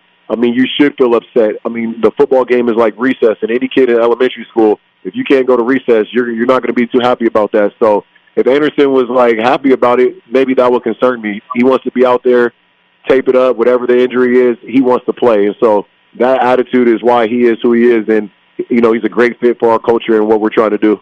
Absolutely. And we're excited, Coach. We look forward to continue to watch you as the season goes along, and we look forward to continue to broadcast. We appreciate the partnership of being able to broadcast all of Xavier Prep's games right here on Fox Sports 1270 AM. Thank you so much for giving us a call in, Coach, and I know what you're going to say when you get ready to go. Any further words for you, Coach? Well, I would just say for any of those that were out there listening, Xander shot a 42 today, missed a couple putts. We got the second round tomorrow. Hopefully we can go 39 or 38. But also keep coming out there, support local football. These kids need it. They sacrifice their body and their mind to entertain and have a great experience. So let's pack those stands, and God bless and go Saints. There you go, Coach. Thanks so much, and we look forward to continue to watch you all season long. Thank you, guys. Thanks for having me. All right, thank you. Thank you, Coach. Second half here at Xavier Prep, 28-7, Saints on top of Yucca Valley. And it hasn't been exactly given to them. It hasn't been exactly easy, and it's been anything if traditional. Couple of turnovers for the Saints, a fumble by Kane Smith, an interception by King Pelham, but that was followed up by a couple of turnovers by Yucca Valley themselves. So basically tied in the turnover battle as of now. A couple of strange plays everywhere. And Aiden Ruiz has 2 touchdowns tonight, both of them receiving out of the backfield. 28-7, Saints looking for their first 4-1 start since 2019 against a team they haven't faced in 13 years. Yucca Valley, last time they played them was at Yucca Valley on August 30th, 2013, a 51-13 loss. Xavier was still an independent. Yucca Valley and Shadow Hills were still in the De Anza League. The year after that, or the year before that, was their first time facing off against each other. August 24th, 2012, 49-20. It was here at Xavier, so back-to-back weeks, the Saints could get their first win over an opponent at home, and this one specifically their first win over Yucca Valley in general, but it's not quite the statement when it would be last week, but it is a talented opponent they're facing off against, a Yucca Valley team that's made the playoffs the last 3 years. They've won a CIF championship. They won that back in '96. They made the CIF championship game last year, or 2 years ago, against Cerritos. They lost in overtime. But it's a Yucca Valley team that Dockery respects, he admires, he knows their history, and he knows that they could put up points here. They could spread the ball around. They can come back in this game. A 3-score lead is not something they can just rest on. But Xavier looking to add to that once they get the ball back. But right now it's going to go to Yucca Valley to start it off. And for Yucca Valley, it's been about as predictable as you can get for their offense. Clyde King, Aiden Pope, and Ian Jarrett have been basically the only 3 people to touch the ball. There's been a couple plays to Brian Minsky, about 2 throws over to Joseph Gustafson. Other than that, it's been a 4-man show for this offense. Ian Jarrett has the lone touchdown of the night, and they've tried to get Aiden Pope going, but they have not been able to really get any sort of a spark there. The last time they threw it to him, Santonio Canone nearly picked it off the dirt. That would have been the second interception of the night for the Saints. First one, LaShawn Taylor picking it off over the middle on a pass that was intended for Joseph Gustafson. And that's all got us here to this point. 28-7, Xavier getting ready to kick it off. And they're ahead 3 scores after half. Around the DEL, Shadow Hills, they won last week. They've got 4 of their top 10 receivers leading the DEL. It's been the most potent passing offense in the league. La Quinta 4-0 for the 3rd time in 5 years. Their defense has been outstanding. The second best unit in the Valley so far.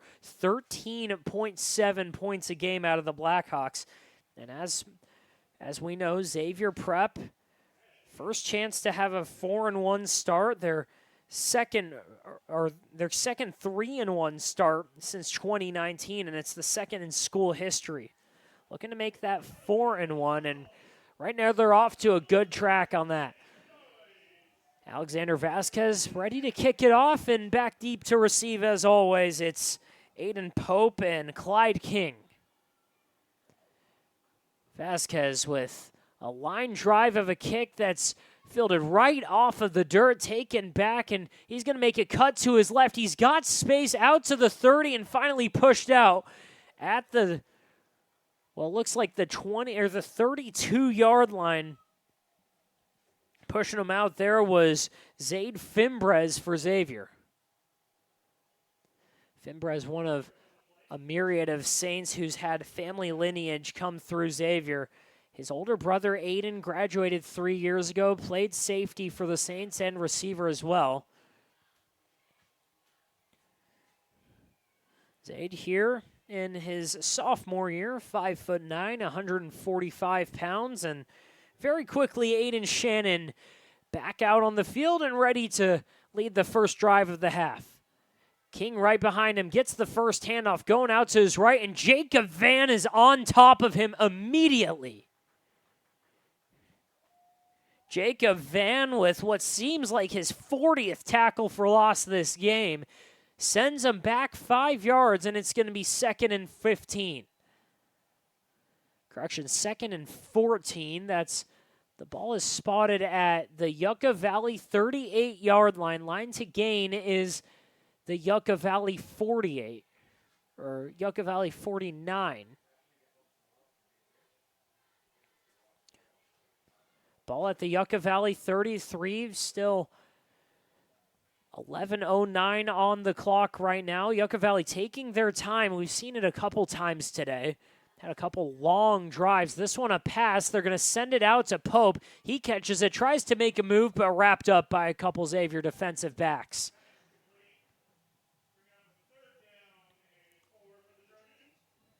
Luke Vermillion in on that play, along with Joe Mejia.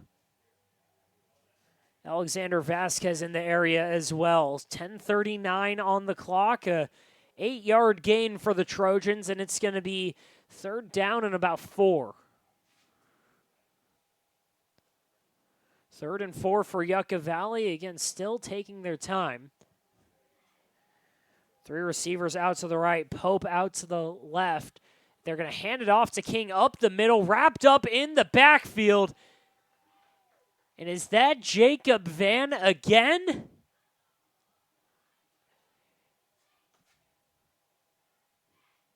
Jacob Van just wreaking terror on this Yucca Valley offensive line. A loss of 3, and it's going to be 4th and 6.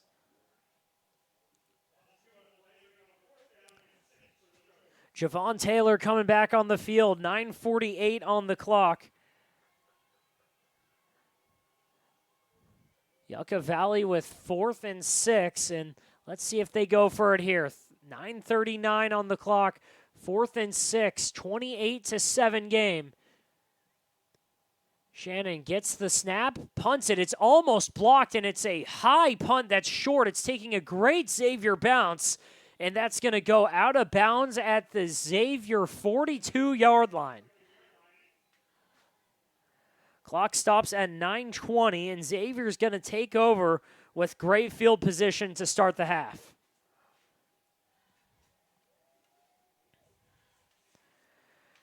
Last week, Pelham and Langlois kind of struggled to get connected together. They tried to go after the senior tight end 3 or 4 times on the first 2 drives, and they couldn't connect. But today, they just decided, why pass it to him? We're just going to run it up the middle with Langlois. He's been the leading rusher today, and it's been as effective as you can ask for. Langlois in the backfield again behind Pelham. I formation. They've got 2 receivers out to the right, 2 out to the left, both in fairly tight. It's going to be a pass, 3-step drop. Pelham firing deep, and Mejia caught it again. They're going to say he was touched as he dove down. The defensive back on the play, Brian Minsky, dove after him and could not catch him. But Mejia was ruled down at the 25-yard line, and it's a first down for the Saints.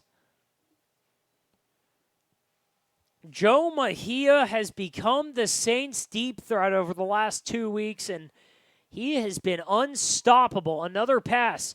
Pelham buying some time, solid pass or blocking so far. He fires it deep, and it's nearly intercepted by Clyde King. Was looking for Aiden Ruiz, but Clyde King nearly had a pick and just dropped it. Clock stops with 8:56, and it's going to be 2nd and 10 for the Saints from the 25. 8:56 on the clock, a 3-score game, 28-7.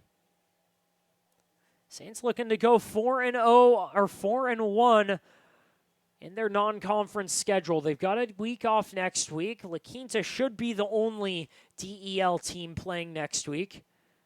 And then they're off to the races in league play. Palm Desert for homecoming. They're going to fake the handoff to Langlois. Pelham's going to go up the middle. He finds the crease and gets to the 3rd level. Finally wrapped up inside the 10-yard line, and Pelham nearly broke that thing all the way to the end zone.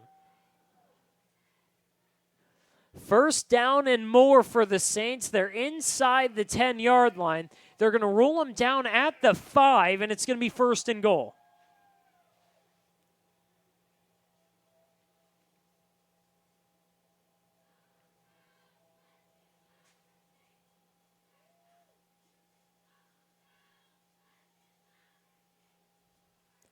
First and goal for the Saints. 2 backs in the backfield. They're running Wildcat here with Mejia out there. Mejia handles the high snap. He's going to hold on to it himself. He's going to use Langlois as a lead blocker and get just a couple yards. Pulling in the backup quarterback there as Mejia, the only other player to take snaps for Xavier, whether you want to call it Wildcat or just bringing in the backup, couldn't find much there. 8:36 on the clock here at Xavier. And Pelham going back into the game, getting the call, walking back to the huddle. And Xavier looks like they're going to start this in the second half with a score.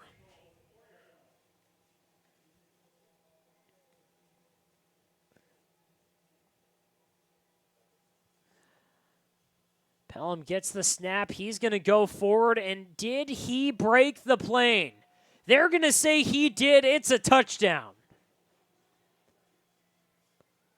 Touchdown, Saints. It's 34-7. Pelham kept it, ran it up the middle. It's a touchdown for the Saints, a 4-yard run. And Xavier breaking this thing open to start the second half. 34-7. They're sending Vasquez out for the field goal again. And it's been all Saints tonight. First rushing touchdown of the day for King Pelham.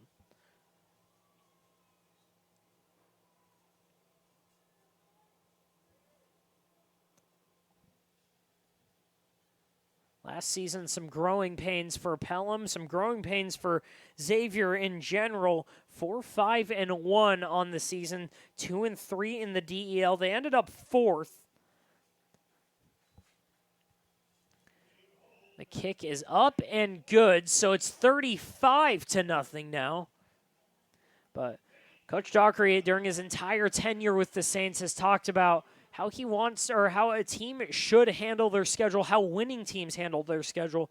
They want to make their home games nearly perfect. They want them to be unwinnable for the visiting team.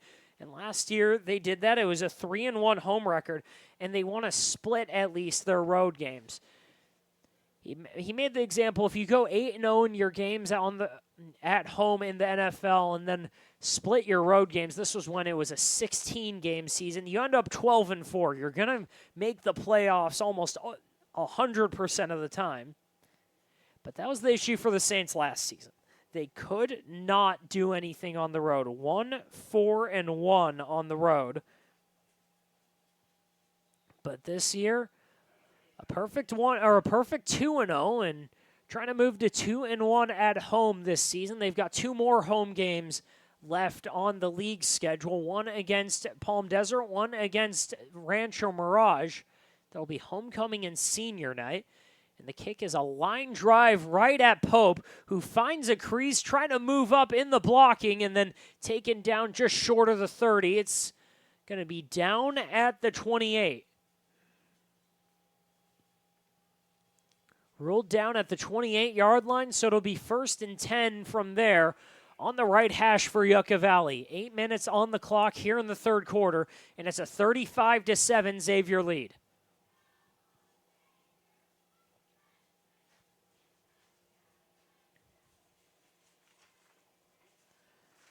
Aiden Shannon this season, the most prolific quarterback to come into Xavier, or to be on the Xavier schedule in general.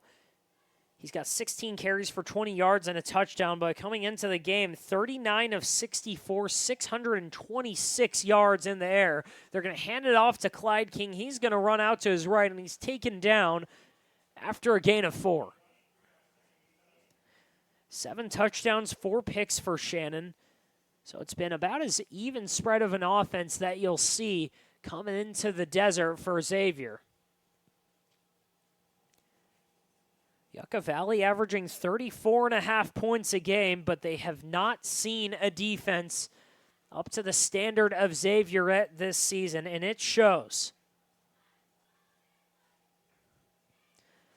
Xavier throttled the running game of Cathedral City last year. Right now, trying to limit the passing game of Yucca Valley, and they scoop one out to, that was Aiden Pope, and he's just short of the line of gain, so it's going to be 3rd and about a foot.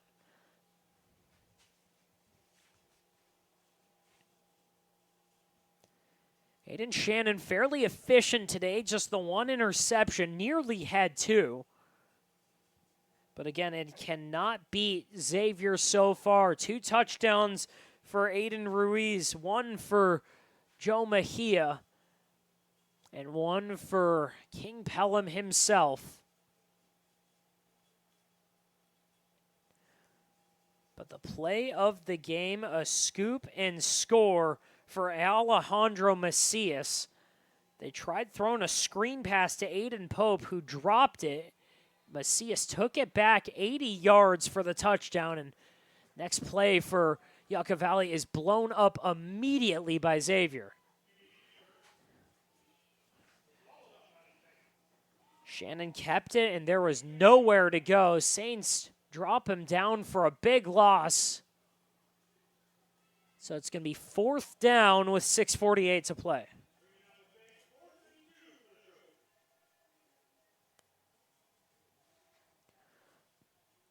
4th and 2 for the Trojans, 6:48 to play. Ball is at their 35.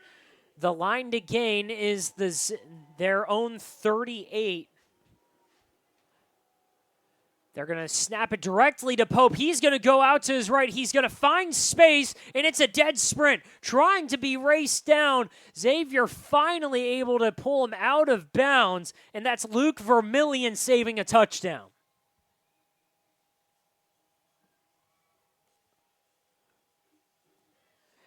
They snapped it to Pope. He went to his right. He found a couple blockers. Good blocks out there by Devin Cantos and Gage Lawler. And then once he got past those two into the second level, the only hope Xavier had was Luke Vermillion, who pushed him out at the last second. A massive play turns a 4th down into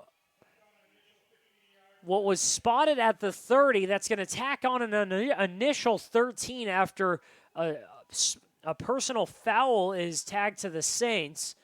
So it's going to be 1st and 10 from the 15.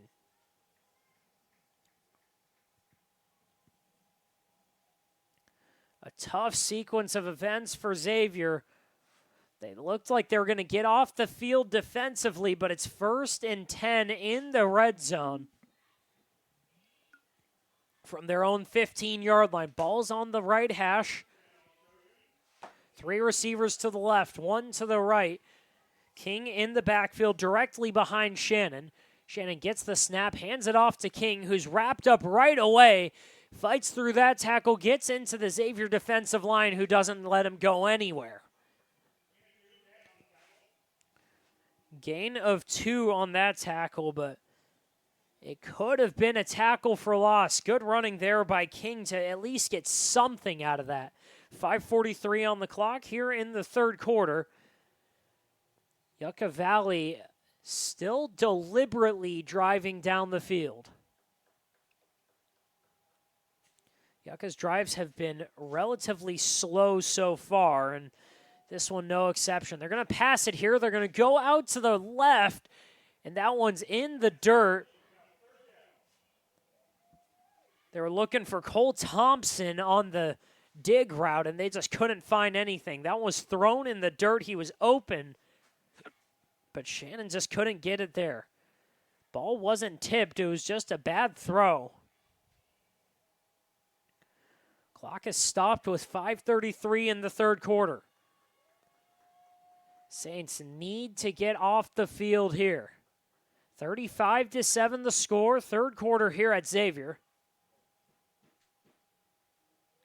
A game that's seen 2 fumbles, 2 interceptions, a fumble that was returned for a touchdown. And right now, Yucca Valley trying to make something. Pressure immediately on the play. Daniel Canby rushes him into a line of Xavier defenders. And Aiden Shannon's going to go down on third down. No gain on the play. He managed to get back to the line of scrimmage, so it's going to be 4th and long. They're actually going to lose about 2 there, so it's going to be 4th and 10 from the Xavier 15. 5:02 on the clock.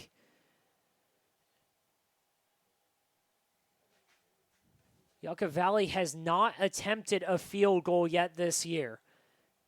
Their kicker is 14 for 14 on point after attempts, but he has not attempted a field goal. They're going to go for it here. Shannon's going to throw it. He's going to throw it out to King, and it was behind him and dropped. Xavier's going to get it on downs. First down, Saints. They're going to take over on their 15. And Yucca Valley just cannot close out a drive tonight.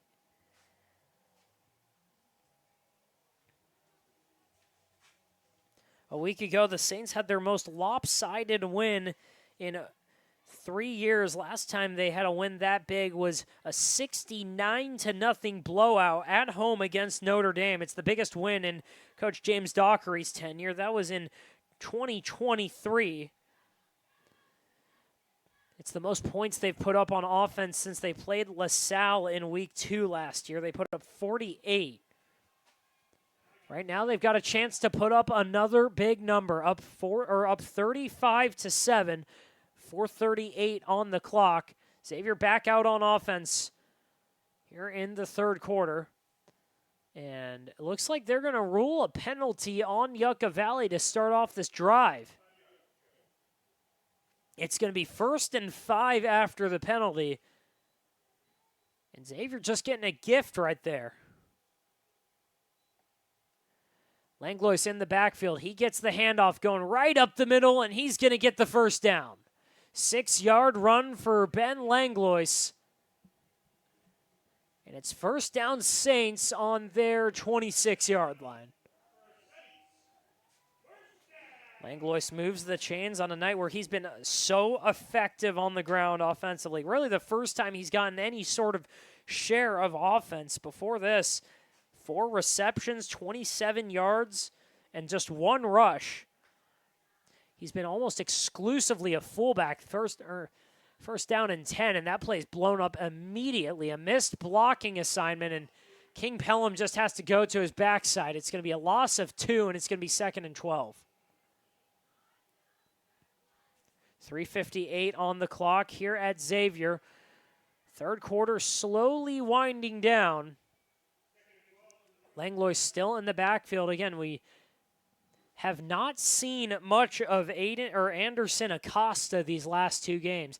He is healthy. He is available, but they've gone with Ben Langlois almost exclusively today. Langlois in pass protection. Pelham looking deep. He's going to have to spin away from a tackle, roll out to his left, fire it, and that's caught right by the first down marker, moving for more. In for that catch, that's Aiden Ruiz. Correction, that's Joe Mejia on that play, but there is a flag on the field.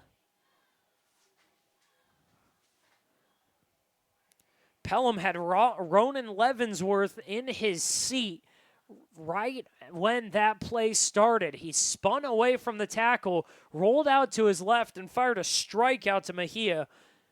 But a flag on the play. Xavier offensive holding. That's going to take that back and have it second and what looks like about 22. So it'll be second and 22, 3:22 on the clock. And Xavier's going to need a chunk play here.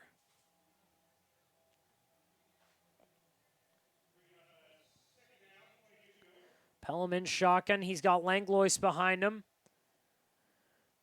Two receivers out to his left, one out to his right. Tight formation. Good snap, hands it off to Langlois, going out to his right, and he's taken immediately as he passes the line of scrimmage and driven back by a trio of Yucca Valley defenders. Clyde King in there on the tackle, and they're going to rule it as forward progress of about 2 yards, but it's still third down and a mile. Inside of 3 minutes here in this third quarter. Saints with third down and about close to 30. Ball is at their 15-yard line. The line to gain is their 38. Another tight formation here. They're going to bring out Javon Taylor's out to the left, Mejia out to the right. Two tight ends on the play. Pelham steps back, has pressure immediately.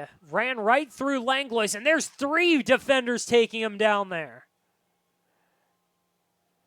Pelham takes the sack, can't get the ball out. Nobody was open. And it's going to be fourth down and half the length of the field for the Saints. They're going to send Mejia out to punt, and that play was over from the start.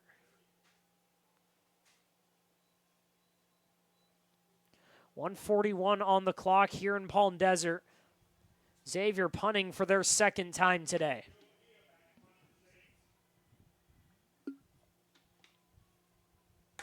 Mejia successfully faked one punt, faked 2 field goals this season.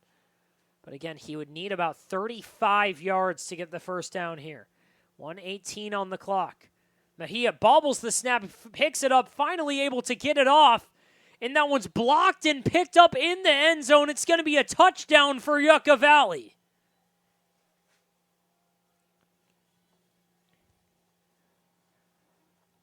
A miracle that's only been seen in James Dockery's second year with the Saints.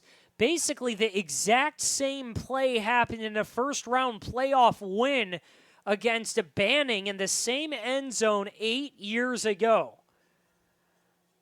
A blown-up punt blocked by Yucca Valley. One of their defenders picks it up in the end zone. And that should be a Yucca Valley touchdown.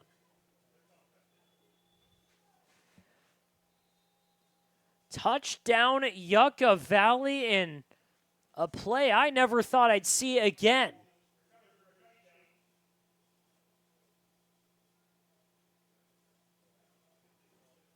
They're going to have a timeout on that play, and we'll be right back after the referees discuss this.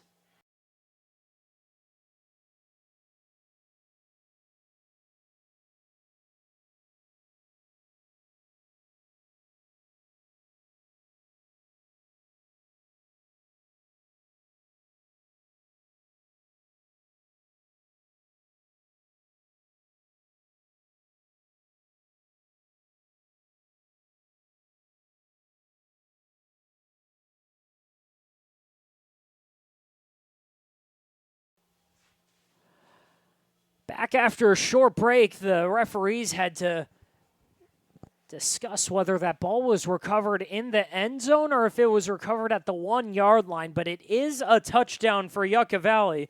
So it's 35-13.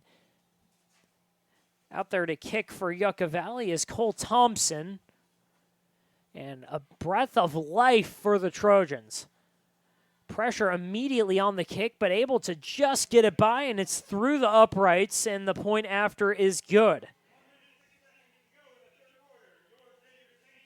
Again, I never thought I'd see this play happen again. It's nearly the exact same play that won Xavier their first playoff game in school history.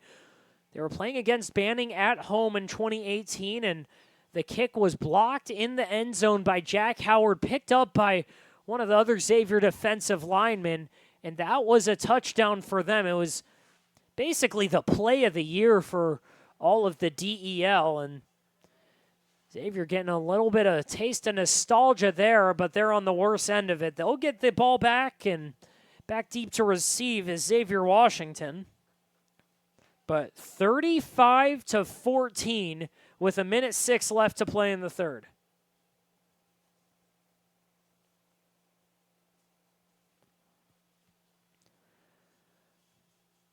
One of the most wild, zany, strange, and confusing games I've ever seen at the high school level.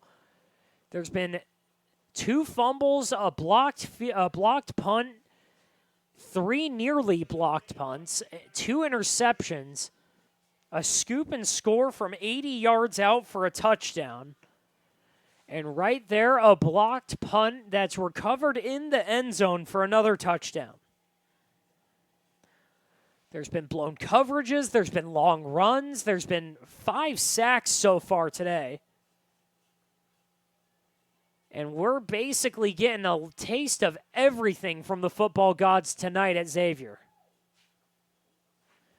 Again, Xavier Washington back deep to receive. Yucca Valley is, they have all game, taking their time. And they're finally ready to kick. The kick is a line drive that's going to go right past Washington into the end zone, and that's going to be a touchback. Xavier going to take the ball at the 20-yard line to start this drive.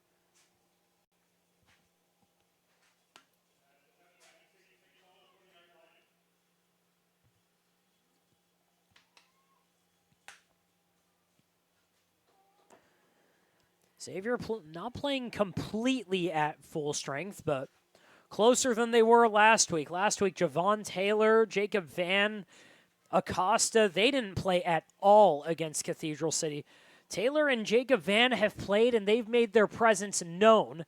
Acosta's been sporadically in and out of the lineup, but the big loss today is their center, Matthew Infante, who's being replaced today by Andrew Davila. Not sure the extent to how long Infante will be out, but the line for Xavier holding up pretty well so far. 1st and 10 for the Saints. They're going to hand it off to Langlois, who's blown up in the backfield. Apologies, that's Ruiz on the carry, and Saints will be lucky if he even got back to the line of scrimmage. They're going to say he did, and they're going to say he fell forward for a gain of about half a yard, so it's going to be 2nd and 9. 2nd and 9, 43 seconds on the clock here in the third quarter. Xavier Prep up 3 scores, 35-14. Trying to put this Yucca Valley team away, a team that does not say die, a team that's had no quit throughout the season in what was pinned as game of the week by a lot of the media this week. Pitch to the right that's blown up immediately by this Yucca Valley defense that has emerged from the half with a new vengeance. Ruiz might have got a yard there. They're going to say he got 2, and it's going to be 3rd and 7. And the clock runs out here in the half, so it's going to be the 4th quarter here at Xavier. 35-14, we'll go to a 60-second break.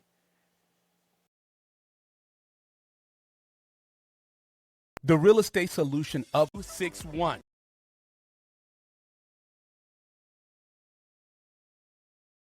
Fourth quarter here at Xavier. It's a 35-14 game, and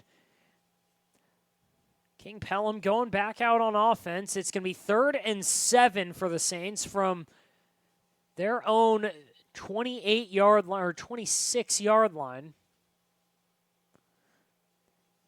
Xavier needs to get to the 30 to get the first down. They need 7 yards on the play, and right now they're going the wrong direction. There's going to be a delay of game penalty on the Saints, and it's going to be 3rd and 12 now.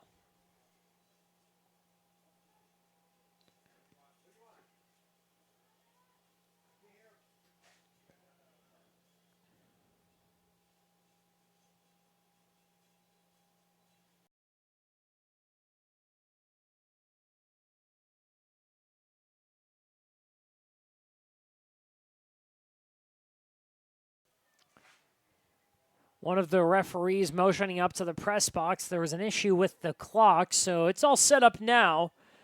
But 3rd and 12 for the Saints. Clock is reset to 12 minutes, and Pelham's got a lot of work to do here. 3rd and 12. Pelham drops back, pressure in his face immediately, rolls out to his left. He's got Van in front of him. He's going to fire out to Van on the sideline, and he tried to make a one-handed catch, but couldn't come up with it.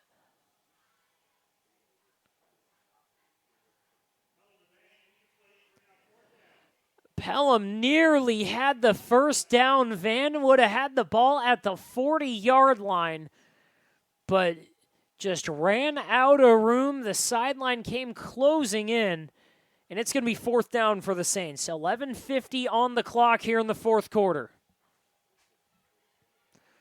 They're going to send Joe Mejia back out to punt. In a game where he's got a lot of action, and most notably, backed up in his own end zone twice. One of them blocked, and that one was recovered for a touchdown for Yucca Valley. Another penalty on the Saints. That's going to drive them back even farther. It's going to be 4th and about 18. They're right at the Xavier 13-yard line. Joe Mejia has the back of his feet on the goal line.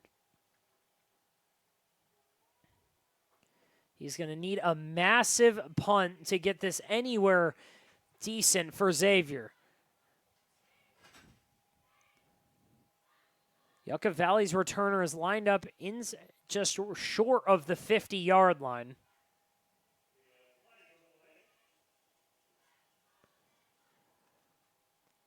And there's another flag on the play.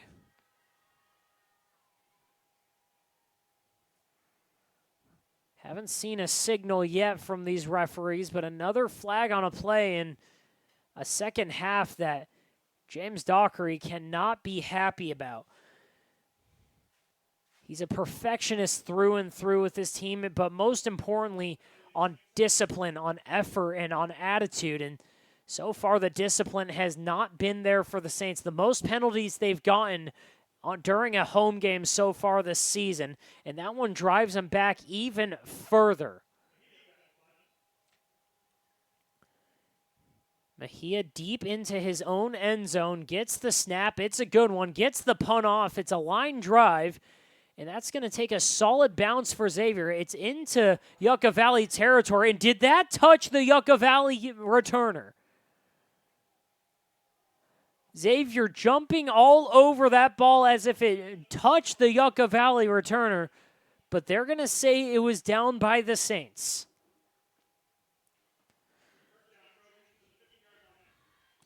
Aiden Ruiz thought that he had a turnover right there, but Trojans are going to take over right at the 50-yard line. A generous spot by these referees.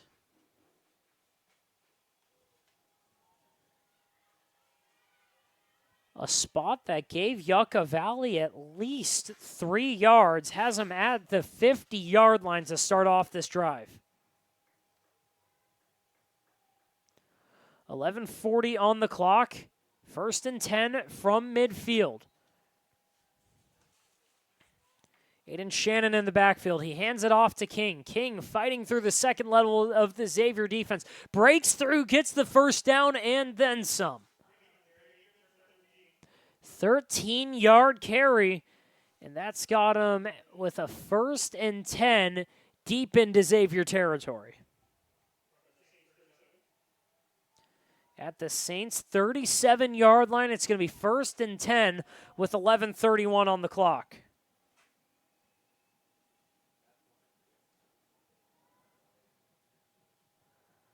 11:21 on the clock. They hand it off to King again. He gets brought down from behind, and that's Anthony Creek Pelham in there on the play.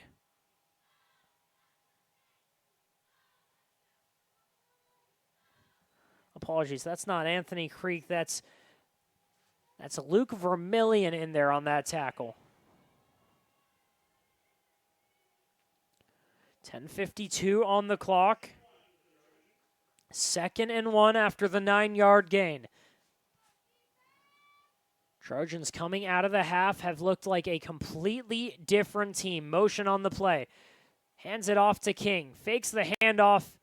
No, they did give it to King, who's blown up right at the line. They fooled both me and a good chunk of the Xavier defensive backs, but the front 7 knew exactly where the ball was. Stuck at the line. It's going to be no gain on the play, and it's going to be 3rd and 1. 10:16 on the play clock in the stadium. 35-14 game. Xavier on top of Yucca Valley. Last game of the out-of-conference schedule. It's going to be 3rd down and 2. Line to gain is the Xavier 38-yard line. Or Xavier 28-yard line, apologies.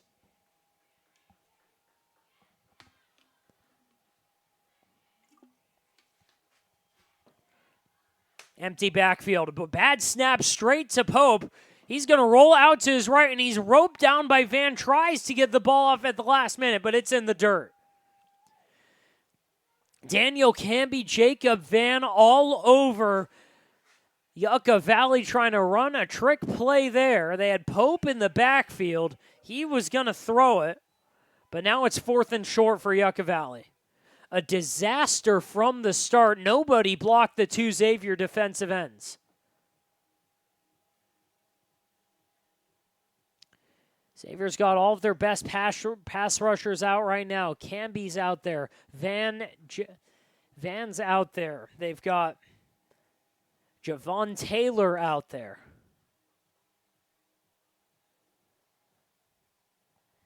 And up the middle, they've got number 72. That's Javier Angulo. Saints with a 4th and short. Chance to get a stop here. Low snap. They're going to pitch it out, and that one's blocked. Jacob Van all over the field. A wide pass that he broke up, and it had no chance. Saints are going to take over on downs. 9:32 on the clock in the stadium. Jacob Van gets the Saints the ball back, and they're going to start at their 30-yard line.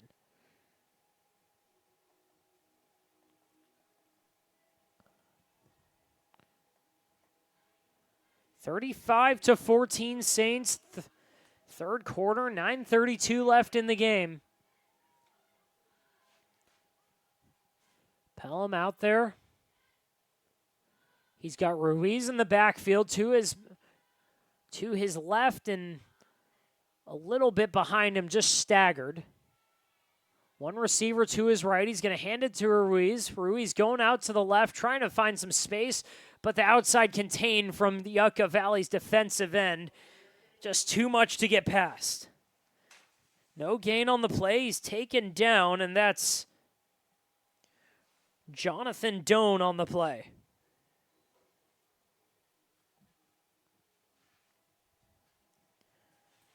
Jonathan Doan along with Jose Cervantes, the 5'10", 180-pound senior, take down Aiden Ruiz after a gain of maybe a foot.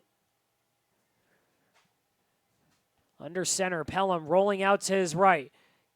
Still looking downfield. He's going to take it himself and get just about a yard. It's going to be 3rd and 9.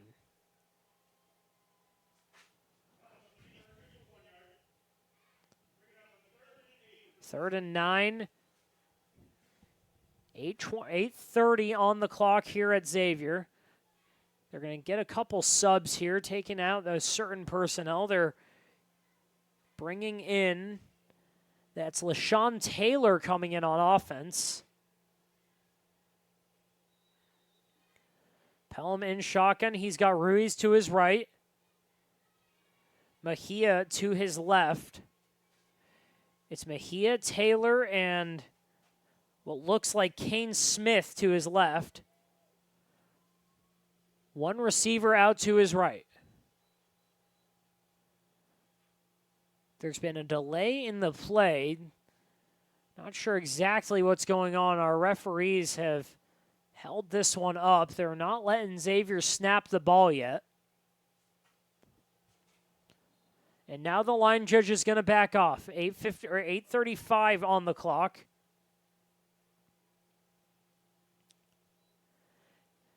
Snap to Pelham. He's looking to his right. He's going to fire it on the sideline. It's caught, but was he in bounds?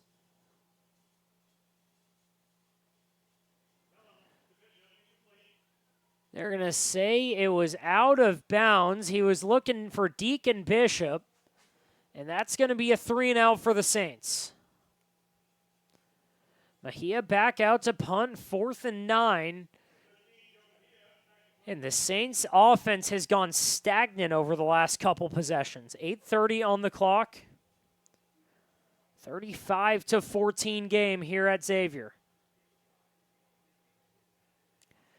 Saints have not looked like the same team since coming out of halftime, but have still maintained a 2-score lead, or a 3-score lead.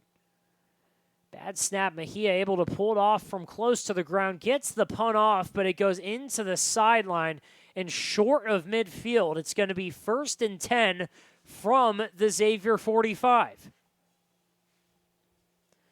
8:22 on the clock as Yucca Valley gets set to start their next drive.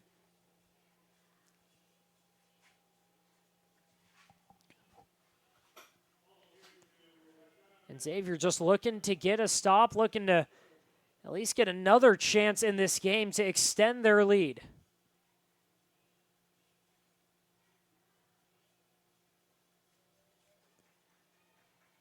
Yucca Valley in their huddled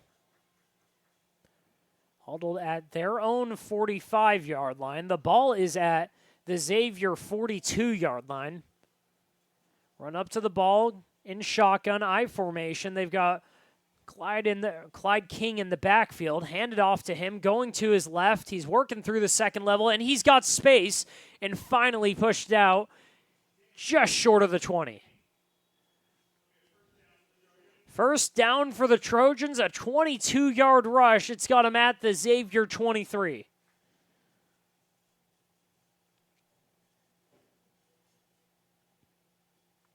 Saints next week have a bye week. Yucca Valley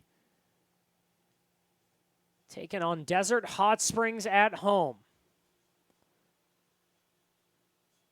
Well, it's a former DVL matchup. Desert Hot Springs now in the Sun Valley League as Xavier's going to take a timeout.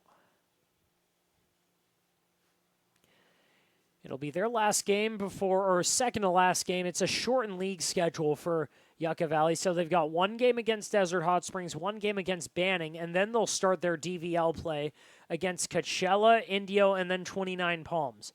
Xavier has next week off, then they'll have Palm Desert at home. It'll be homecoming for the Saints, and then they get a couple weeks on the road. They'll come back for senior night against Rancho Mirage, and after that, it's just waiting to see if the Saints make the playoffs. Yucca Valley offense back out there ready.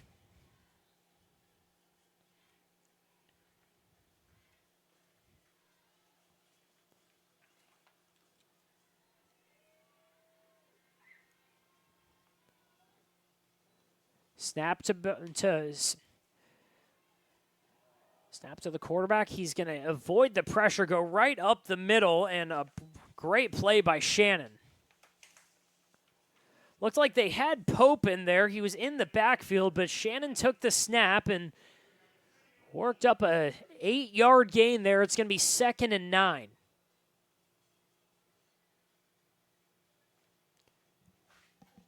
.7:47 on the clock. Time slowly winding down in this one. It's a 35-14 game. Down to 7:36 now. Ball is snapped. Goes straight to Pope. He's going to try and make something, but there's nobody out there blocking him, and he's got to just take a seat as Luke Vermillion downs him. He's down at the 18-yard line. So a 2-yard loss, and it's going to be 3rd and 5. 3rd and 5, 7:06 on the clock. Yucca Valley down 3 scores, but again, still taking their time, still huddling. No urgency in this offense. 2 backs on the backfield. It's King and Pope in the backfield. Shannon takes the snap, hands it off to King. King's got a couple blockers going out to his right and driven down by Vasquez. Gain of 3 yards, and it's going to be 4th down for Yucca Valley, and it's a critical one here. They need this one to stay in the game. 6:28 on the clock. They're down 21. They'd need a touchdown, they'd need a touchdown, a onside kick in all likelihood, and probably a Xavier turnover in order to turn this thing around. With 6:10 on the clock and Xavier, no incentive to pass the ball. They could just run the clock out once they get it. So Yucca Valley needing turnovers here, and more importantly, they need these 4 yards. 4th and 4. King the lone back in the backfield. Shotgun snap, looking out to his right. Shannon going to go to his left. It's up in there and nearly picked off in the end zone. In and out of the hands of Deegan Bishop. And it's going to be a turnover on downs.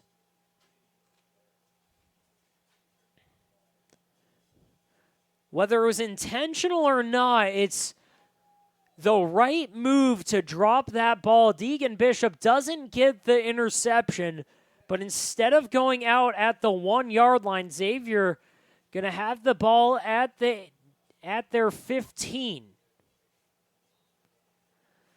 I'm sure Bishop would have liked that interception on his stat sheet, but Xavier gets better field position because of the drop. 1st and 10, Pelham back out there. Ruiz in the backfield. Motioning a receiver across. They're going to pitch it off to Ruiz. Ruiz met in the backfield immediately, fights through an arm tackle, trying to push the pile forward and gets a gain of 3.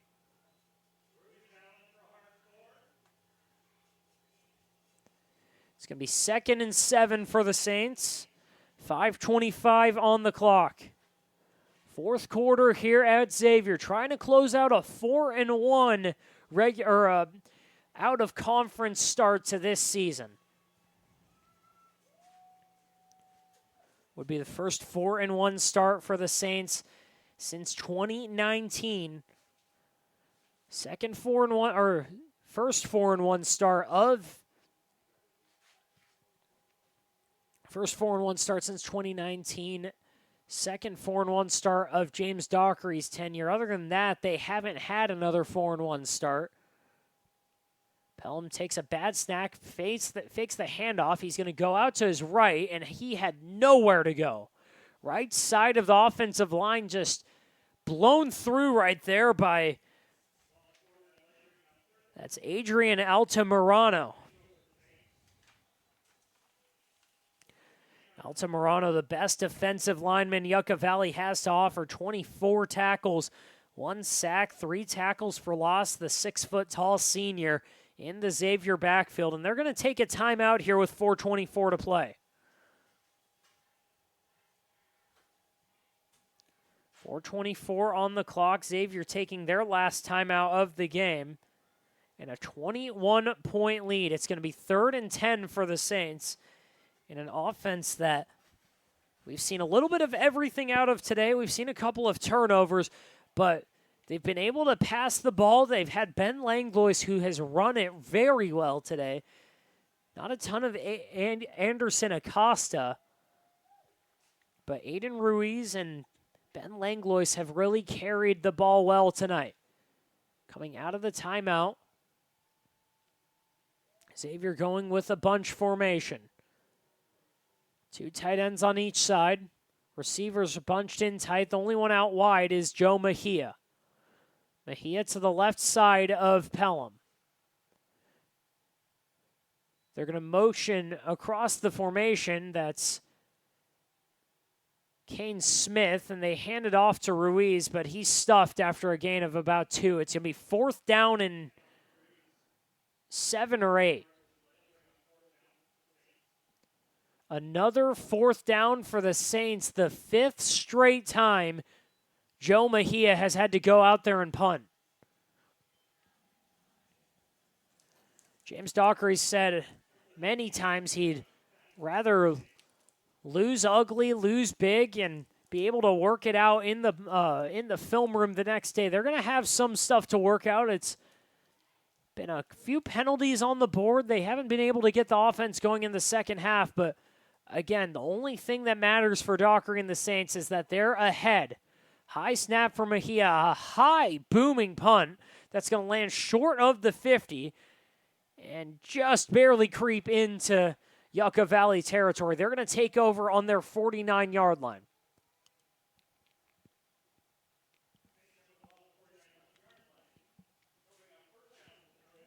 It's going to be 3:23 on the clock.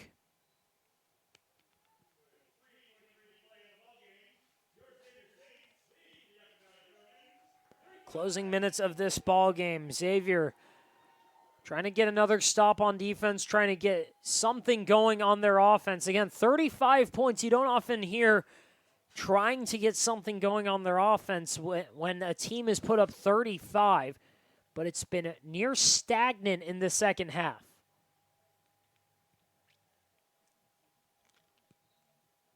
Some confusion in the defensive alignment. They're going to throw Aiden Ruiz out there. Ruiz out there with Santino Canone. And before this play can even start, the refs are going to blow it up.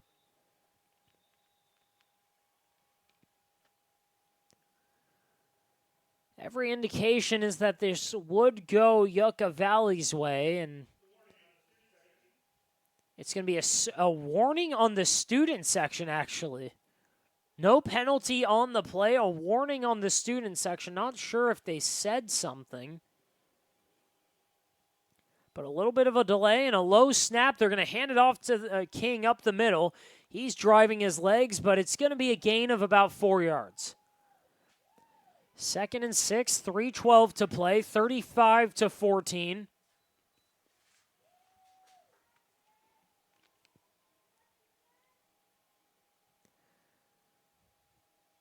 Yucca Valley started off 2-3 each of their last 2 seasons. One of them ended in a 10-win season where they went to the CIF championship game. One of them ended with a first-round loss. That pass over the middle and nearly picked off by Luke Vermillion. Luke Vermillion playing center field out there nearly picked off that pass. A diving effort by him, but it just goes through his hands.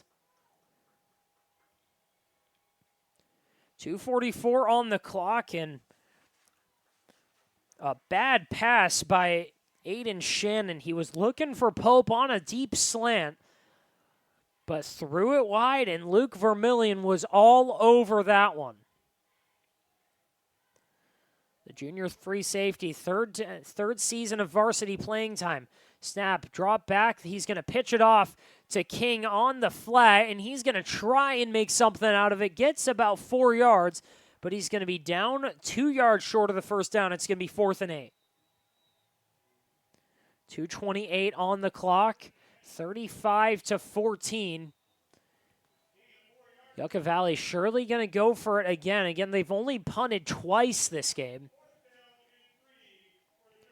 It's going to be 4th down and 3, a gain of 4 on that play.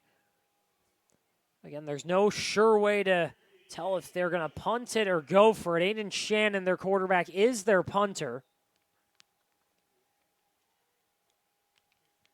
Right now, just trying to get their alignment ready. Empty backfield for Shannon. 3 receivers out to his right, 2 out to his left. Shannon trying to get the call out to his receivers. He's going to drop back. He's looking out to his right. He throws a deep ball, and that's caught by King. Taken down by Alejandro Macias, but a 30-yard pass has them deep into Xavier territory.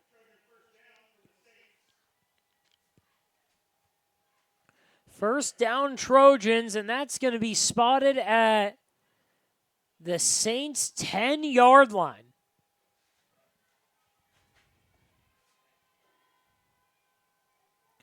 2:30 on the clock. Yucca Valley trying to make this thing interesting. They're down 3 scores, but an onside kick after a score here could give them a chance. Pass out on the flat is blown up immediately by Macias. 2:11 on the clock.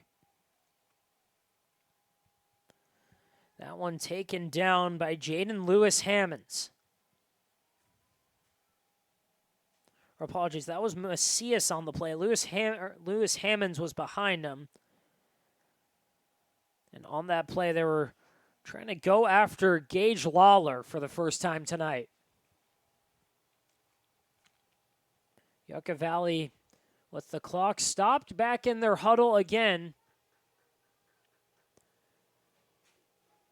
It's one of the more lackadaisical approaches for a team down 3 scores. They're going to hand it off up the middle. Clyde King has some space. He's driving towards the goal line. And they're going to rule him in there for a touchdown. Touchdown, Clyde King, his 2nd of the night. And this game is just so much closer. It's 35-20 now.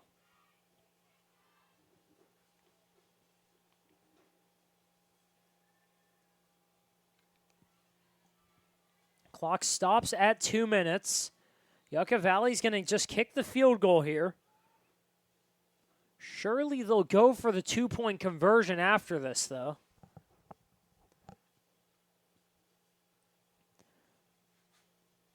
Xavier coach is talking to their hands team. The kick is up and right down the middle. Perfect night for Yucca Valley. Perfect season for Yucca Valley with the PATs. But right now, Chuck Cervello talking to the Xavier special teams, trying to get them ready for what's surely an onside kick.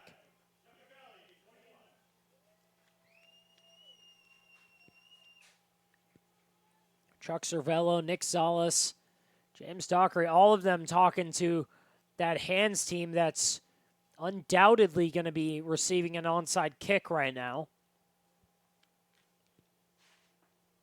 With Yucca Valley down 14, 2 minutes to go. Their only chance is to get an onside kick here. They only have 1 timeout left to stop the clock.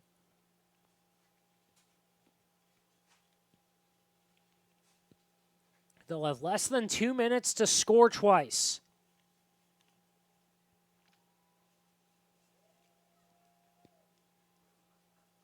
If Xavier wins, all they really need is a first down. Yucca Valley could opt to use or not use their timeouts, but all they need is a first down, and then they can kneel the clock out. Exactly 2 minutes on the clock, 35-21. Cole Thompson out there ready. Xavier's got the hands team out there. Only 1 receiver back deep. Thompson getting closer to it. The kick is bouncing over the Xavier hands team, but finally picked up at the 40-yard line.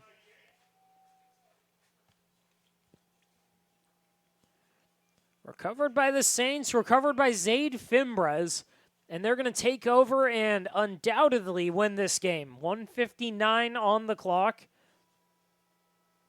And aside from if they somehow lose possession, this should wrap up a Xavier victory.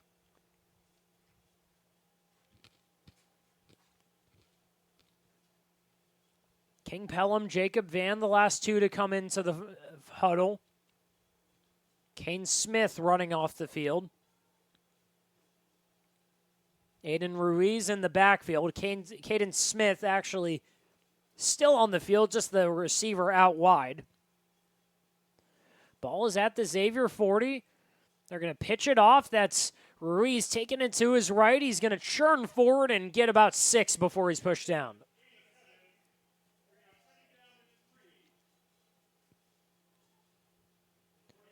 Clock is not stopping right now. They're going to rule that he stayed in bounds. So that's going to be 2nd and 3 at the 40-yard line, or 48-yard line. 2nd and 3 at the 48.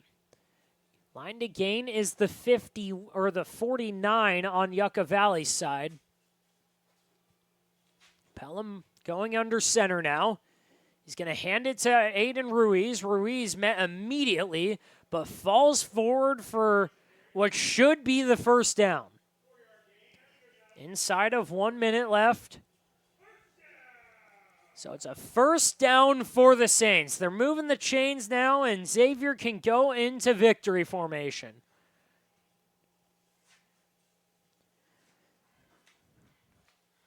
Victory formation starting up. Xavier just got to kneel this thing out twice. 1:06 on the clock, 35-21, and they can go home 4-1 and into a bye week. Pelham under center. He's got 2 tight ends to his right. Takes the ball and kneels it. And that should take them to about 5 seconds on the clock. There's 42 seconds on the clock. Xavier will go into a bye week. They've got Palm Desert next up. Yucca Valley next week faces off against Desert Hot Springs. That's going to be their first home game in about a month. Last time they were at home was a loss to La Quinta, 33-14, and that's the ball game. Clock winds down to 0, and Xavier wins it 35-41. They're 4-1 and second place in the DEL, and a game that's a little bit messy everywhere from both teams. They'll have a lot to look at on the film, but a dominant first half has them leaving with a 2-score win. First 4-1 start for the Saints since 2019. First 4-win preseason in general in program history. And the Saints off to their best start in 6 years, coming into the DEL with a vengeance. Made a statement the last 2 games against local Valley opponents, and they're getting ready to take on their arch rivals. A battle for Cook Street in 2 weeks. We'll be back for homecoming. But for right now, that's all we've got here. Xavier wins it 35-21. And we'll see you guys in 2 weeks here. Thank you all for joining us. For myself, Stephen Buxton, for everyone involved with 1270 AM Fox Sports Palm Springs, Xavier wins it. Final score, 35-21.